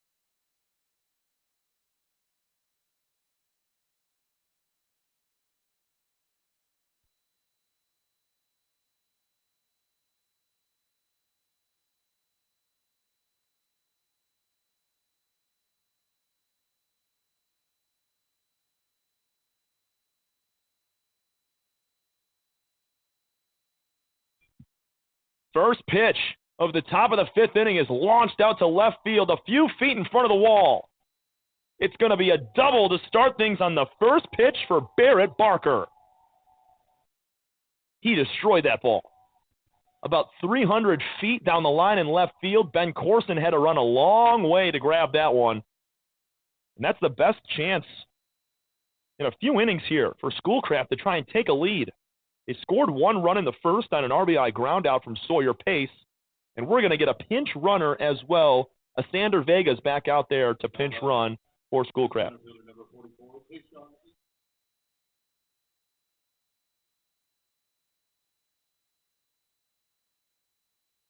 Back to the top of the lineup. Hayshawn Eatman has been on fire out in the outfield, flashing some leather, doing a great job. Just stole a double from Luke Ellis in the bottom of the fourth. Foul tip from Eatman makes it 0-1. William Case has been very good on the mound today so far for Mott. 5 strikeouts and some very crucial ones. He has ended the first, second, and fourth innings with strikeouts with runners in scoring position. Big cut and a miss from Eatman. That's just putting him on the table and being able to throw a ball in the outside corner, a little bit of off speed on 3-2 and get it done, really. Eatman waits for the 0-2. It's in the dirt low.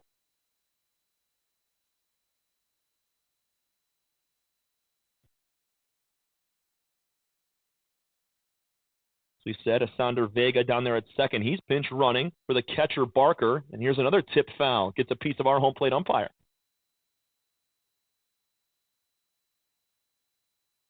It's a 2-2 count to Eatman. He's 1 for 2 on the day. Grounded out to first and then shot a base hit up the middle.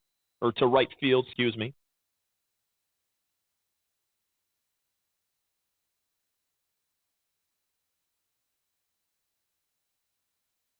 Here's a little tapper on the ground to second base. Picked up by Ransley. He's going to go to first. And there's one out with a runner on third base. Well done from Tayshawn Eatman.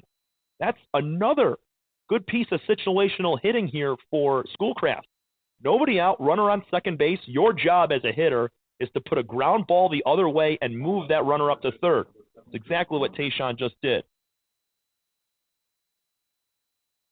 One out with the go-ahead run 90 feet away in Asander Vega down there at third base. He is running for Barrett Barker, who doubled to lead off the frame. This one's going to get behind Jones. all the way to the wall, and coming in to score is Vega. Jones and Case got crossed up on that pitch. I think Jones was expecting an off-speed. Case threw a fastball high, and it whizzes past the head of Jones right there and leads to a run. Wild pitch makes it 2-1. Schoolcraft on top in the fifth.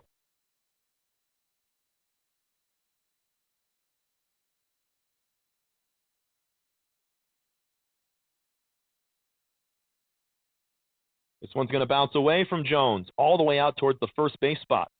That was a spike pitch again, 2-0 now. Drew Thorning in for his third at-bat. He's 0 for 2, reached on an error back in the first.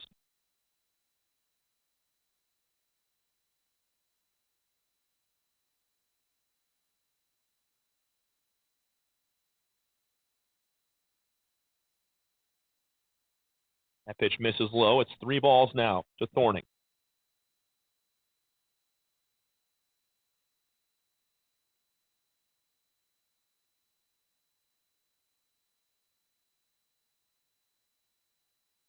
Case leaves one on the inside corner. Our home plate umpire has done this 2 or 3 times now. He loves it. On just bringing guys back into the plate when they assume that they just walked. So it's now 3-1, still a hitter's count for Thorning. Looking for another base hit. He had 3 RBIs in game 1, and he lines one off the glove of Ellis at third. He collects, throws over the head of the first baseman, Schultz. Safe down there at first base is Thorning. He hit a shot down to third base there. Ellis leaped up in the air, and it went in and out of the tip of his glove. He still tried to make a play on it, just airmailed first base.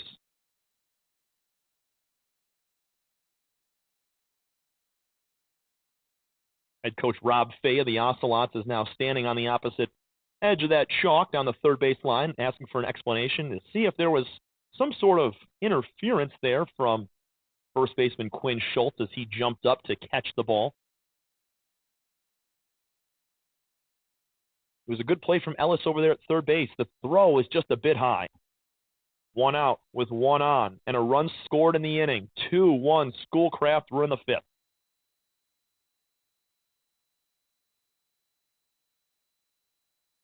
Sawyer Pace now.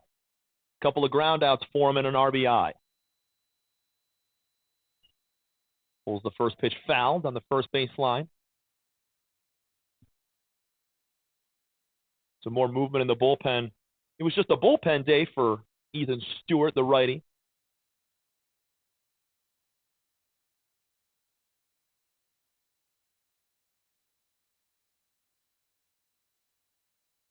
Back pick over to first base, trying to get the runner over there. It's Cole Schmidt, another righty, getting warm in the bullpen for Mott. He likely will enter the contest whenever Case's day is done. Fastball, swing and a miss. Right through it goes Sawyer Pace, 0-2.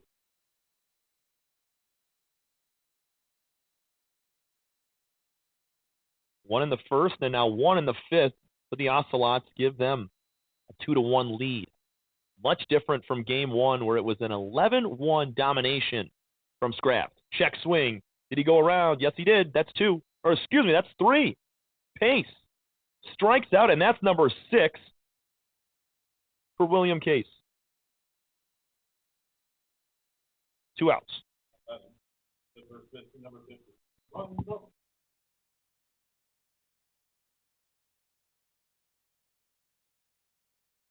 Now it's Brian Tuttle with a man on and 2 out. 0 for 2 day here in game 2 for Tuttle. Strikeout and a ground out. Runner steals. Jones's throwdown is on a hop. This will sneak into center field again. Thorning will try for third base. The throw to third is blocked up by Ellis. Stealing second and then down to third goes Thorning. The second time today there's been an airmailed throw. That was an underthrown ball down to second base from Reese Jones. That was not kept on the infield. As soon as that ball makes its way into center, if you're a speedy runner, you can take third, and that's exactly what Thorning did right there. We saw Eatman do it earlier as well. Wind really swirling around now. It's blowing straight in from left center field. Tuttle now sends one foul out of play down the right field line. Want to keep it a one-run ball game right now. A strikeout here from Case would be huge. He's already got 6 on the day through 4 2/3. Checks the runner at third. Now goes. Swing and a miss. That's 2. Case walked off the mound thinking that was strike 3. Check that. It is strike 3. Hold on. Nobody is on the right page here. William Case thought that was strike number 3. I thought it was as well. We're going to get an explanation here. Regardless, 7 strikeout. Very anticlimactic to end that inning as nobody was moving off the field, and our umpires aren't sure what's going on right now either. We go bottom 5, 2-1. Schoolcraft leads by 1. 7 strikeouts through 5 for William Case. We'll be right back.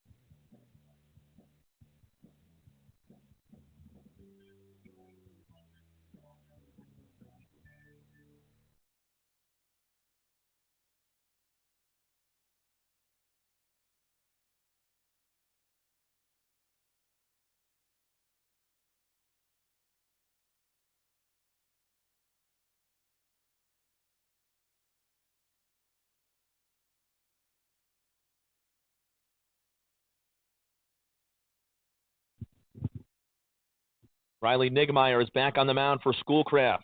The stocky lefty delivers a first pitch strike on the inside corner to Tobias Ransley. Second baseman today for the Bears, occupying that spot in both games. 2-1 is your score. Schoolcraft just took the lead on a wild pitch. Barrett Barker was able to double, and then Isander Vega, he pinch ran for Barker and came around to score on the wild pitch. Ransley down 0-2 to start here. And that's 3. Looking at the letters, 1 up, 1 down. Nigmeyer grabs his 4th strikeout.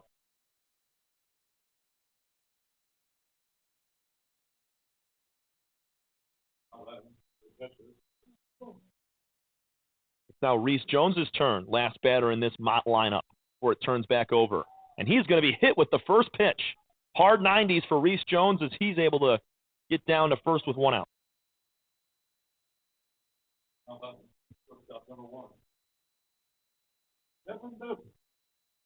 Jones with speed at first. We're going to get a pinch runner, though. It's going to be number 21, Egan Demers.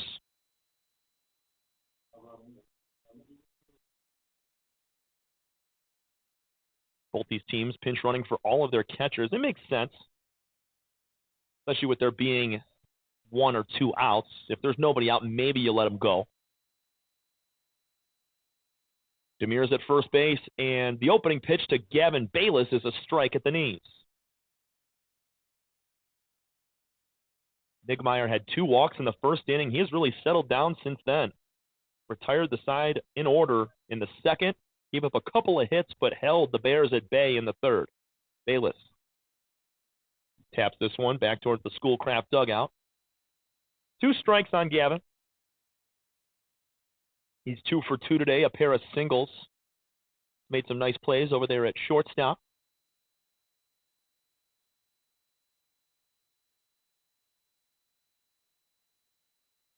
Here's the lefty's 0-2. On the ground. Fair at first base. Bayless gonna beat it out. Did he? Yeah, save. Schoolcraft thought they totally got him there. Third baseman over there, Drew Thorning, hands on top of his head, couldn't believe he was safe. Demers goes down to second base, and 3 for 3, Gavin Bayless, he legs out that infield hit right there. We got time as Rob Fay, head coach of Schoolcraft, is going to come out to the mound for another conversation. That was a late decision from Fay to come meet with our field umpire, Eric Smith. It was Bayless who tapped it on the ground. Fielding the ball was first baseman Brian Tuttle, and Sawyer Pace could not get over in time to field the bag. There was about 3 different bodies colliding at first base all at once. Thankfully, nobody came in contact with each other. So after that conversation ends, it's still now first and second with 1 out. Demers at 2, Bayless at first. Bayless 3 for 3 today. Here's Max Charlton, 1 for 2. Single in the third inning, came around to score in the first.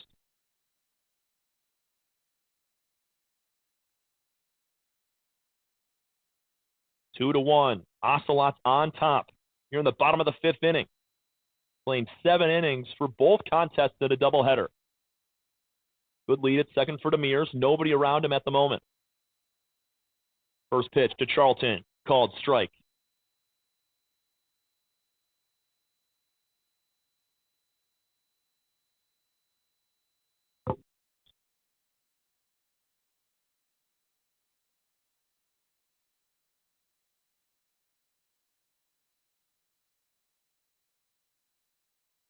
Two on, 1 out. Mott trails by 1. Here's a fly ball to left field from Charlton. It's deep. Making the catch out there in left field is Tyler Allos, but not deep enough. And unable to tag there is Demers down at second base because the ball was hit out to left field. If that's a fly ball to right, you can bet that Demers is going to tag and go to third, but it's just much too short of a throw for Allos out there in left field, who's got a pretty good arm. Line out for Charlton. He hit it hard. There's now 2 gone for Connor Eggert. 0 for 1 with a walk today. He struck out back in the third inning swinging. First pitch he receives. Misses for a ball.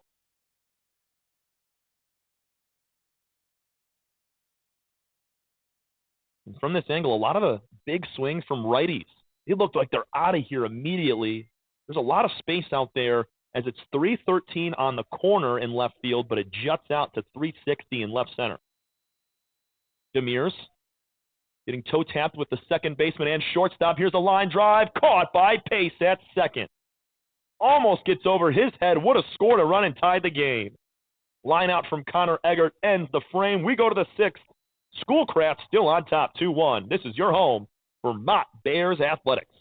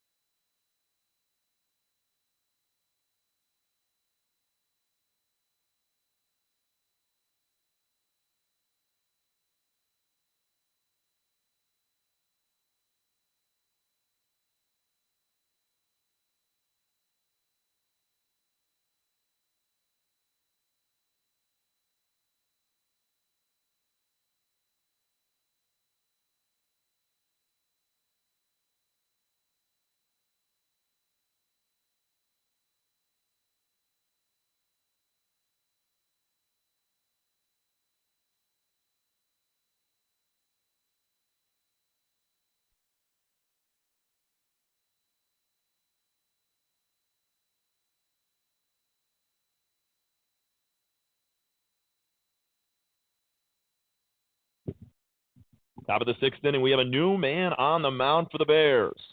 Cole Schmidt, freshman righty, making his sixth appearance. He's got a 1-0 record with one save. He leaves the first pitch very inside to Don Westfall, who sneaks out of the way. By the way, Westfall, he's in the 5 spot today, but he has led off the second, fourth, and now sixth innings. It's kind of a second leadoff hitter now. It's not really normally what he's used to, but just kind of how things have ended with Brian Tuttle being 0 for 3 and making the third out in all 3 innings. High pop-up. Foul territory, first base side. Quinn Schultz scaling over. He runs out of room as he topples over the fence. Rock's on his way back. He's just fine, but that ball reaches over the fence by just a tap. 0-2 to Westfall.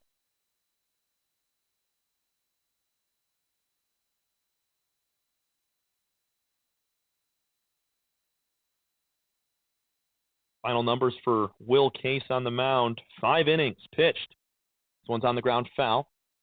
From Westfall, keeps it at 0-2. Case went 5 innings pitched. 2 hits, 1 run. That run was earned. 2 walks and 7 strikeouts.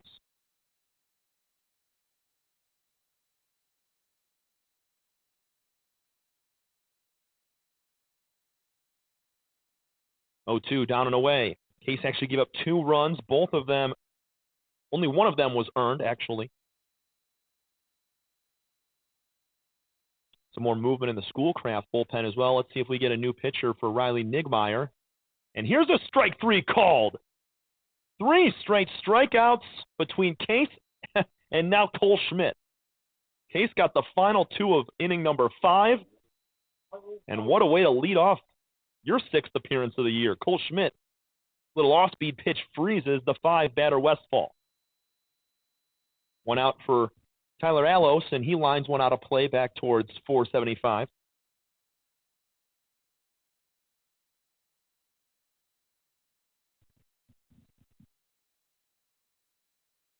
Both teams 4-4 in conference play right now. This is a pivotal game.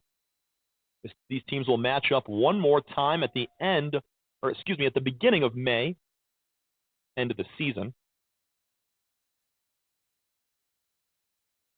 Allos down 0-2. Here's the pitch. Spiked fastball in the dirt. Sneaks by the catcher, Jones.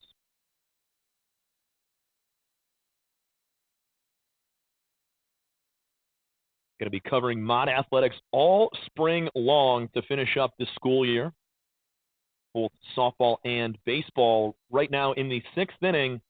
Mott softball leads at 10-4, You're looking to sweep SC4 at home and really take sole control of first place in the MCCAA East. It's really them and Macomb through the top programs. And there's ball 4. So Allos was started out 0-2, but works a walk against Schmidt. It's 1 on with 1 out for Dalton Vance.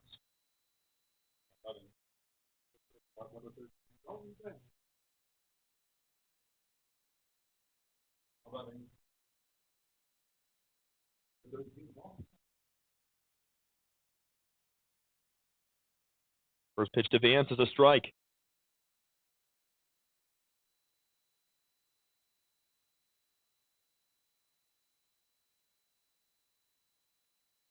Oh for 1 day for Vance. This ball's in the dirt. Blocked up nicely from Reese Jones. That's active work behind the plate. He's able to block that and then hop onto his feet and get ready to throw. Nowhere at first for Tyler Allos to go. He would have been hosed down there at second. Vance walked in his last appearance at the dish. Here's a breaking ball. On the ground to first. Blocked up by Schultz. All he's got to do is touch the bag, and he does. Allos down to second base safely, and we got 2 gone with a man in scoring position. Schoolcraft leads at 2-1. We're in the top of the 6th inning.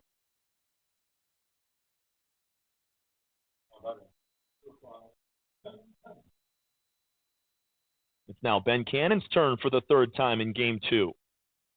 Schoolcraft won the first meeting here today, 11-1 in 5 innings. It's a much different ball game here, 2-1. Ocelots do have the advantage by 1 run. That could change at any time. They're looking to put up a crooked number here and take a 2-3 run lead. Cannon's 0 for 2. Here's a swing and a miss. It gets off the hand of Jones, or the glove rather. And down the third base goes Alos. So some free bases in both games we've been seeing. On the mound and behind the plate. It's been a few that have been wild pitches. The miscommunication on the mound and behind the plate have led to those. There's also been spike pitches that have just gotten by the catcher. Here's a ground ball to second base. Ransley fields cleanly and throws on to first for out number 3. Schoolcraft strands another man at third base. We're headed to the bottom of the 6th inning. Bears looking to tie things up or take the lead and win it in the 7th. We'll be back in just a moment. You're listening to Mott Community College Athletics.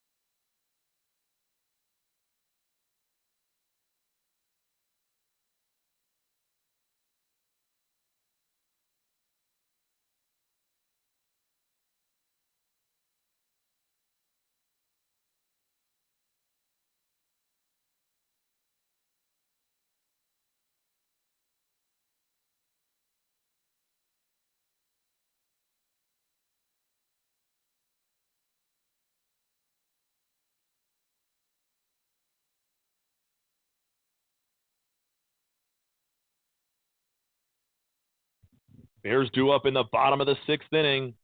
Thanks for tuning in all day long with us today. Alongside Sean Brown, assistant coach, field manager, and PA man up here. I'm Tom Cavanaugh, riding all the way through both games. It was domination from Schoolcraft in Game 1, 11-1 in 5 innings. We're playing more than 5 here today as we're in the bottom of the 6th. Quinn Schultz will lead things off. He has driven in the only run today for Mott. There's 2 runs over the last 2 games for this squad. They are very much due for an inning of explosion offensively. Here's the 1-1 to Quinn. Down and outside, good take. And it's that juncture of the game where every base runner is extremely crucial. Think back to when Gavin Bayless was cut down at home trying to steal after a drop third strike. He tried to take home as the throw was being made to first. Schultz back to the mound. It's going to get past the pitcher. There might be time to go to first, and he's out. Wow, what a play from Sawyer Pace. The ball snuck under the glove and ankles of Riley Nigmeyer on the mound, and Pace is able to range to his right and make a play. How about it? 1 out. That's a very unconventional 4-3 ground out right there for Quinn. Beecher zone taps it foul towards Schoolcraft's dugout.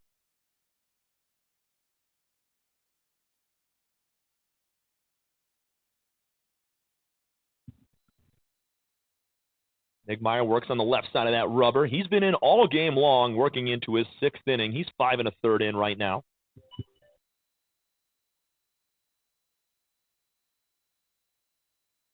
Just 2 strikeouts for him today. Has got a lot of weak contact, some solid swings. Bayless is 3 for 3. He has 2 really nice hits. One was an infield hit. Charlton with a laser beam single. That's really pretty much been it.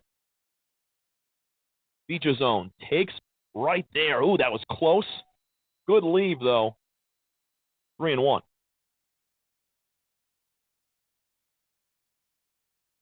We'll see when head coach Rob Fay of the Ocelots wants to go to his pen, and he might, as there's a walk to Veach's zone there. 1 on with 1 out in the 6th, 2-1, Schoolcraft leads.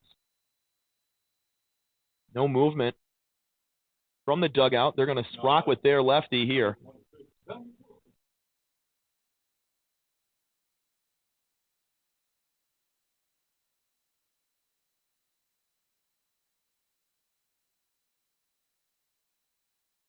Here's Ben Corson. He'll swing and miss at a ball in the dirt. 0 for 2 day for Ben, a ground out to the mound and second.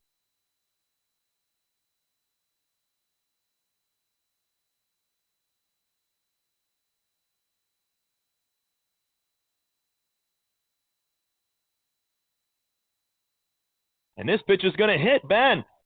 Breaking ball that gets away from Nigmeyer, and it's going to hit Corson. 2 on with 1 out now.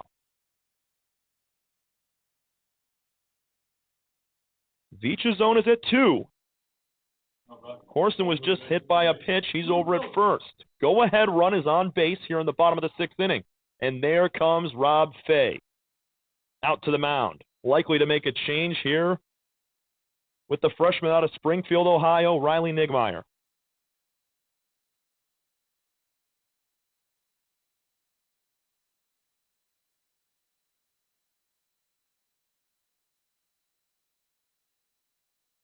And I was wrong. I think they're going to keep him in. Long conversation between Fay and the infield along with the pitcher-catcher battery. 2 on with 1 out for Mott right now with Luke Ellis coming to the plate. Ellis's last swing was a line drive in the right center field gap, and Tayshawn Eatman stole a double from him. Conversation over. Nigmeyer stays on the mound. 6'3" lefty. Steps off as he now resets and gets information from our field umpire, how many outs there are, and also the play from our shortstop. You can see hand signals from Dalton Vance of Schoolcraft giving on the face and the shoulders. Looking for maybe a back pick at second on Veach. Strike down the heart of the plate. 0-1 to Luke Ellis. 2 fly outs to center field for Luke. One of them was more of a line out. Talked about Eatman stealing that ball. Just needs a base hit here to score Veach's zone. Outfield fairly deep except for Eatman out there in center field. Ellis lines one. It's going to hook foul. Much too foul down the left field line. But that's the type of swing you're looking for right there. Some hard hit in the outfield.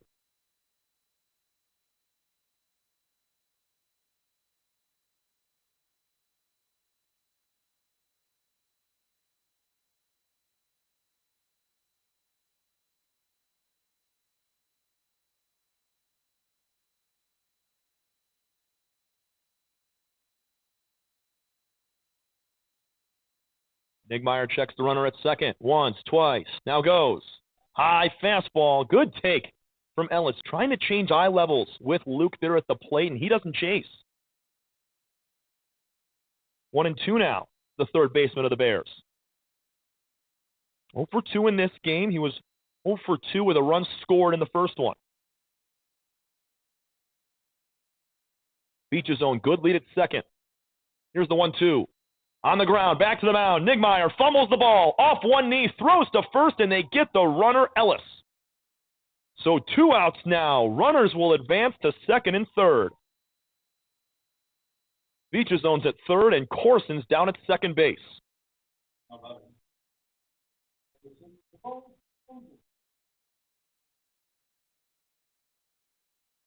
Good play from Riley Nigmeyer on the mound, hopping off and be able to field and throw. He fumbled the ball originally and had to throw off of a knee.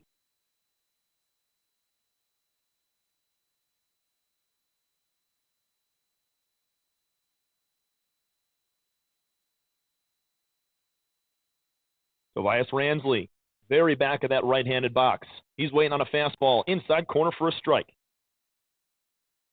And Riley on the mound right now, his velocity has increased as this game has gone on. He was throwing maybe 81 in the first couple of innings. He's really settled in here with some fastballs getting into the low to mid-80s. Here's a change piece.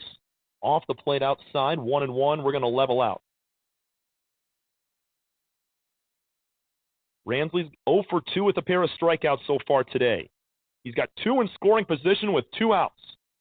Go-ahead run at second baseman Ben Corson. He leaves it low. Good take. Another off-speed pitch. And Ransley not fooled there.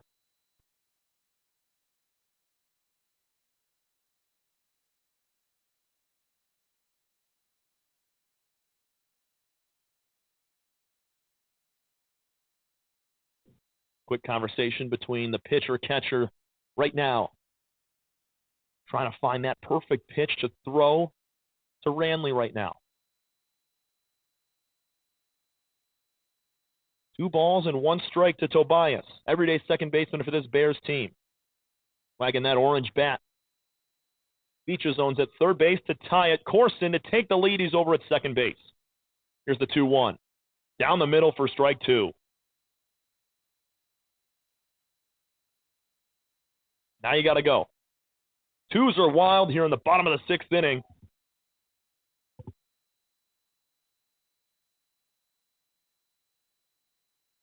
Ransley holds that bat in steel on the right ear. Nigmeyer on the mound. Comes set at the chest.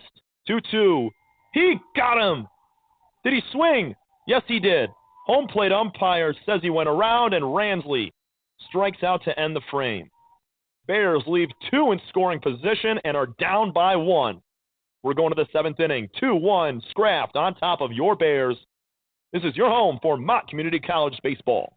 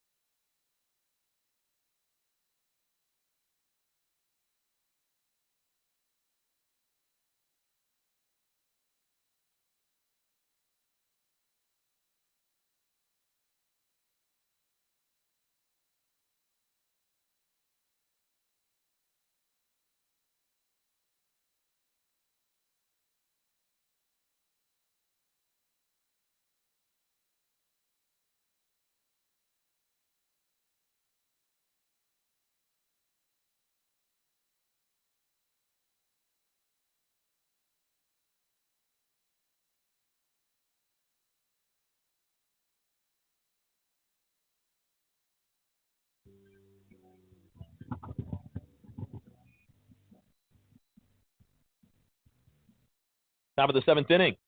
Cole Schmidt back on the mound. He delivers a first pitch breaking ball for a strike facing Barrett Barker. Barrett's 1 for 2 today, and he's the difference right now. He had a double to lead off the 5th inning, was pinch ran for by Isander Vega, who came around to score on a wild pitch. That's where we stand now at 2-1. Both teams scored a run in the 1st inning, and we were scoreless up until the 5th. Here's a ground ball to Bayless at shortstop. Easy pickup, throw to first. Barker's retired for the first out here in the 7th.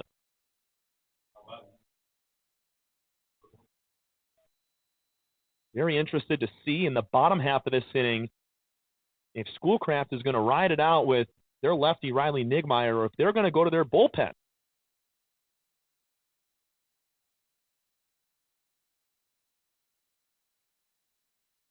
Tayshawn Eatman, first pitch strike on the lower outside corner.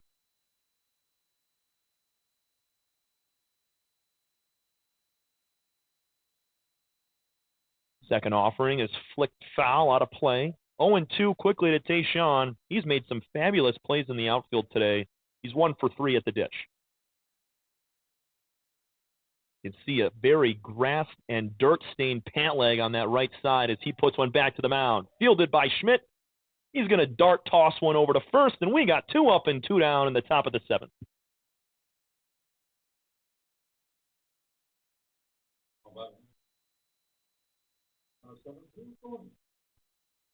Two gone for number 7. Drew Thorning, he's 0 for 3 reach twice today on a couple of errors. He scored back in the first inning to take a 1-0 lead. In the bottom of the first, Mott tied it up. They got a ground ball from Quinn Schultz to drive in a run. And we talked about earlier, Barker with the double coming around. Here's a high fly ball down the right field line. It's going to get out of play, foul, hitting that sidewalk in here behind Ernie Myers Field. It's an exceptional ballpark. First time visiting here, and my many years of covering, I guess, collegiate and high school baseball played growing up as well. Never got a chance to be here at Mott and play. A lot of my buddies used to. Shout out Blake Garrison, former coach and player here, and Luke Willoughby. Ground ball up the middle. Tough play for Bayless, and he's able to make it on the forehand. 1-2-3 frame for Cole Schmidt and the Bears. A lot of energy heading into this dugout as we go to the bottom of the 7th. Last chance for Mott. They're going to try to tie this thing up, go to extras, or win it in the bottom of the 7th inning. Riley Nigmeyer back on the mound for Schoolcraft. We'll be right back. This is your home for Mott Bears baseball.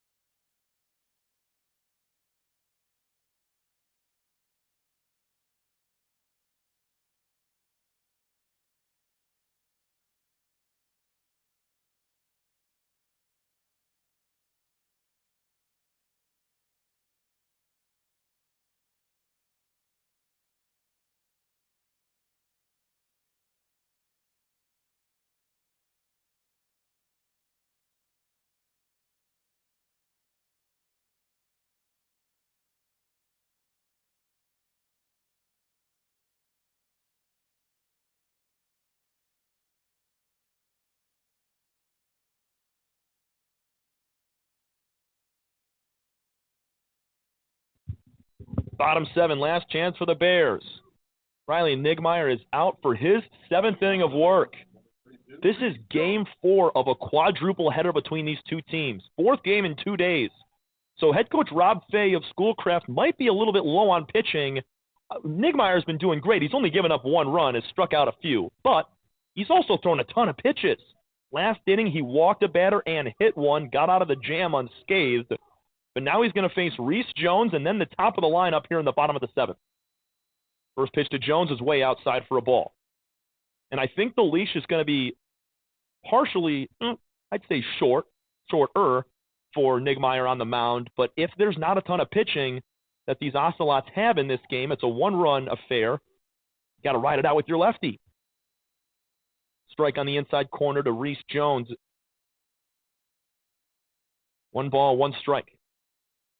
Nigmeyer working left side of the rubber, and he delivers a fastball swung on and missed. 1-2.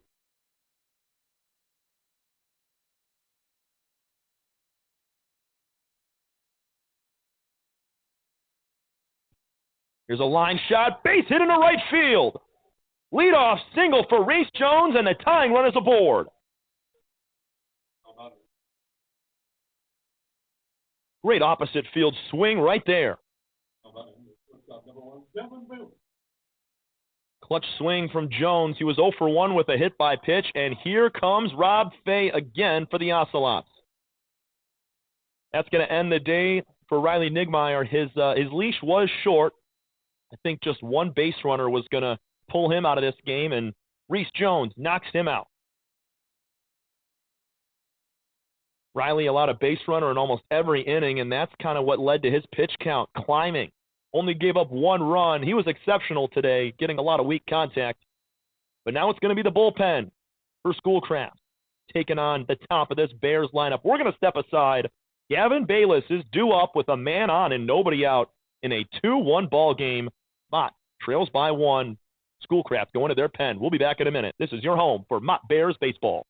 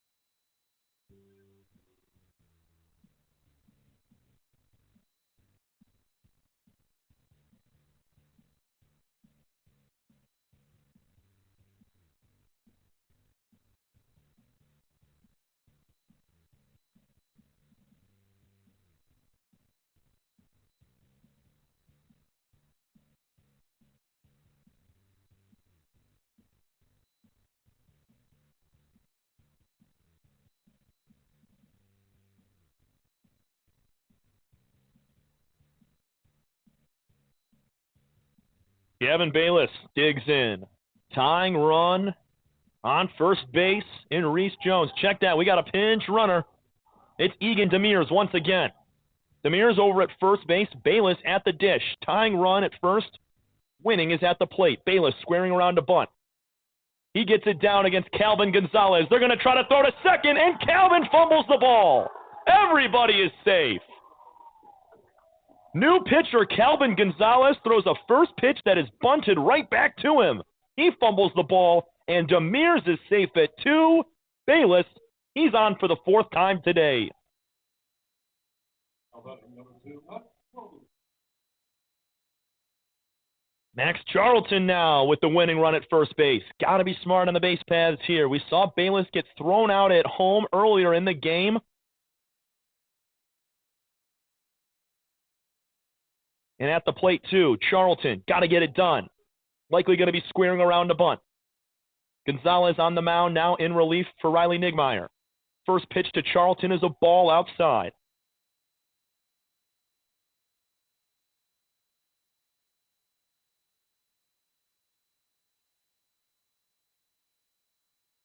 Five total hits given up by Nigmeyer on the mound. He struck out 3 and walked 3.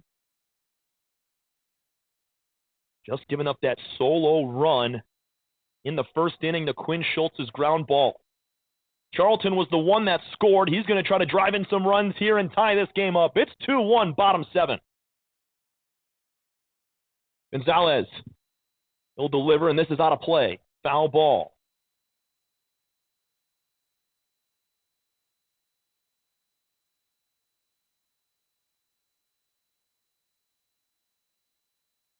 One ball and 1 strike with nobody out. It was Reese Jones who led off with a single. Then Gavin Bayless put a bunt right back at the pitcher Gonzalez, who fumbled the ball. Both were safe. Charlton, he awaits the 1-1 pitch. Slide step, and they're going to get the bunt down. Is it foul or fair? It's a foul ball. Oh! Charlton, his bat head just a little bit too far back. That one, we've talked about it all day, hits the grass and rolls off, foul. So 2 strikes now on Max. Trying to give his team a big swing right now. Speed on the base paths with Bayless at first and Reese Jones. Check that, it's Demers down at second base. Demers pinch running for Jones. Gonzalez double pumps with that front leg as he gets set. Checks the runner at 2, Demers. Once, twice, a long look in. Now he goes home. This one's in the dirt. Blocked. They're going to throw down to third base. The tag is not in time. Safe at third is Demers. A little bit of a late dirt ball read there from Demers, but he commits to it and he gets there. Bayless does not move up. He stays at first. Bayless has got to go to second as soon as they make the throw down to third base there. He had time and he has the speed. First and third with nobody out. Max Charlton has a 2-2 count.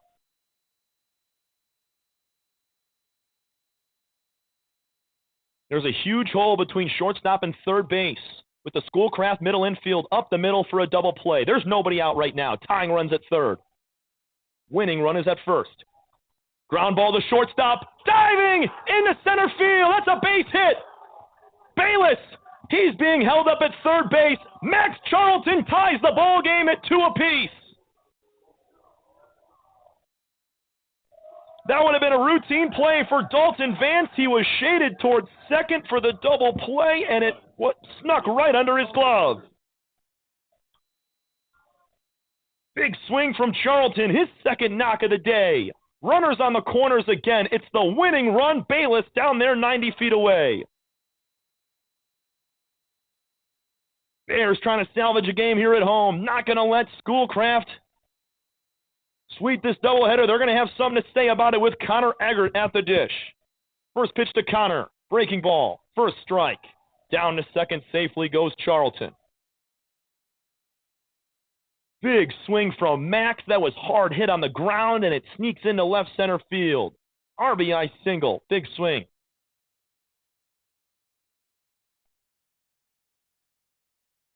Thirteenth RBI of the year, and the biggest one for Max so far. Second and third, game-winning runs at third base. Eggert fouls it off down the first base line. 2 strikes on Connor. There's still nobody out.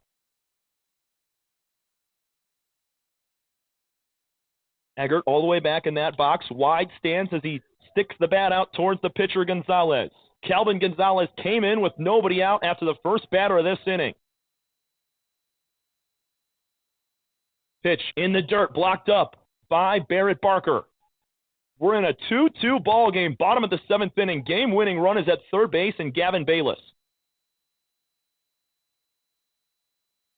The tall righty, Connor Eggert, he had 2 doubles in Game 1. Today, he is 0 for 2 with a walk in this second game.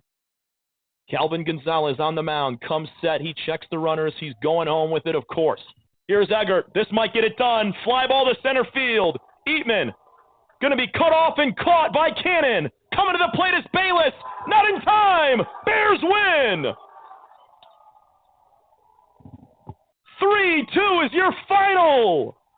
Connor Eggert with a walk-off sacrifice fly. And the Bears split it home against Schoolcraft. Wow, what a win. The Ocelots came to play in Game 1, took it 11-1 in a mercy rule victory. And fireworks in Game 2 as the Bears get it done. 2 runs in the bottom of the 7th. They come from behind and get a big 13th win of the year. How about that? Cole Schmidt is your winning pitcher. And your star, Connor Eggert, with the sac fly for the victory, scoring Gavin Bayless. That's going to conclude our doubleheader here from Ernie Myers Field. Great comeback, great response from the Bears. They played one of their worst games all year long, according to a few people over here at Mott, just because of how they didn't swing the bat very well. They came to play in Game 2, man. Great defense. Kept the run scoring to a minimum on the Schoolcraft side. And boy, they came through here. 3-2 is your victory final for the Bears here at home. They split the doubleheader and they move to 5-4 in conference play in the MCCAA East. 13-10 overall. That's going to drop Schoolcraft back to 500. They're 16-16. With a 4-5 record in that MCCAA East. Head coach Rob Fay went to his bullpen with 1 on, nobody out in the 7th inning. Gavin Bayless reached on an error. Max Charlton drove in the tying run, and the next batter, Connor Eggert, sacrifice fly to right center field to win the ball game. I want to say thank you, everybody, today. Athletic Director Al Perry, my man Sean Brown, assistant coach, field manager, and PA man. You heard him all day long announcing and giving score updates all around. Quick update from Mott softball. They sweep the doubleheader 2-0 and 10-4 over SC4. They're going to be back at home later next week for some big games. Thank you again, everybody. This is Tom Cavanaugh saying so long. Your final scores today in Game 1. Schoolcraft took it 11-1 in 5 innings in a mercy rule. And in Game 2, Connor Eggert, walk-off sac fly, scores Gavin Bayless, and the Bears win. Until next time, everyone, have a great night. We'll see you later.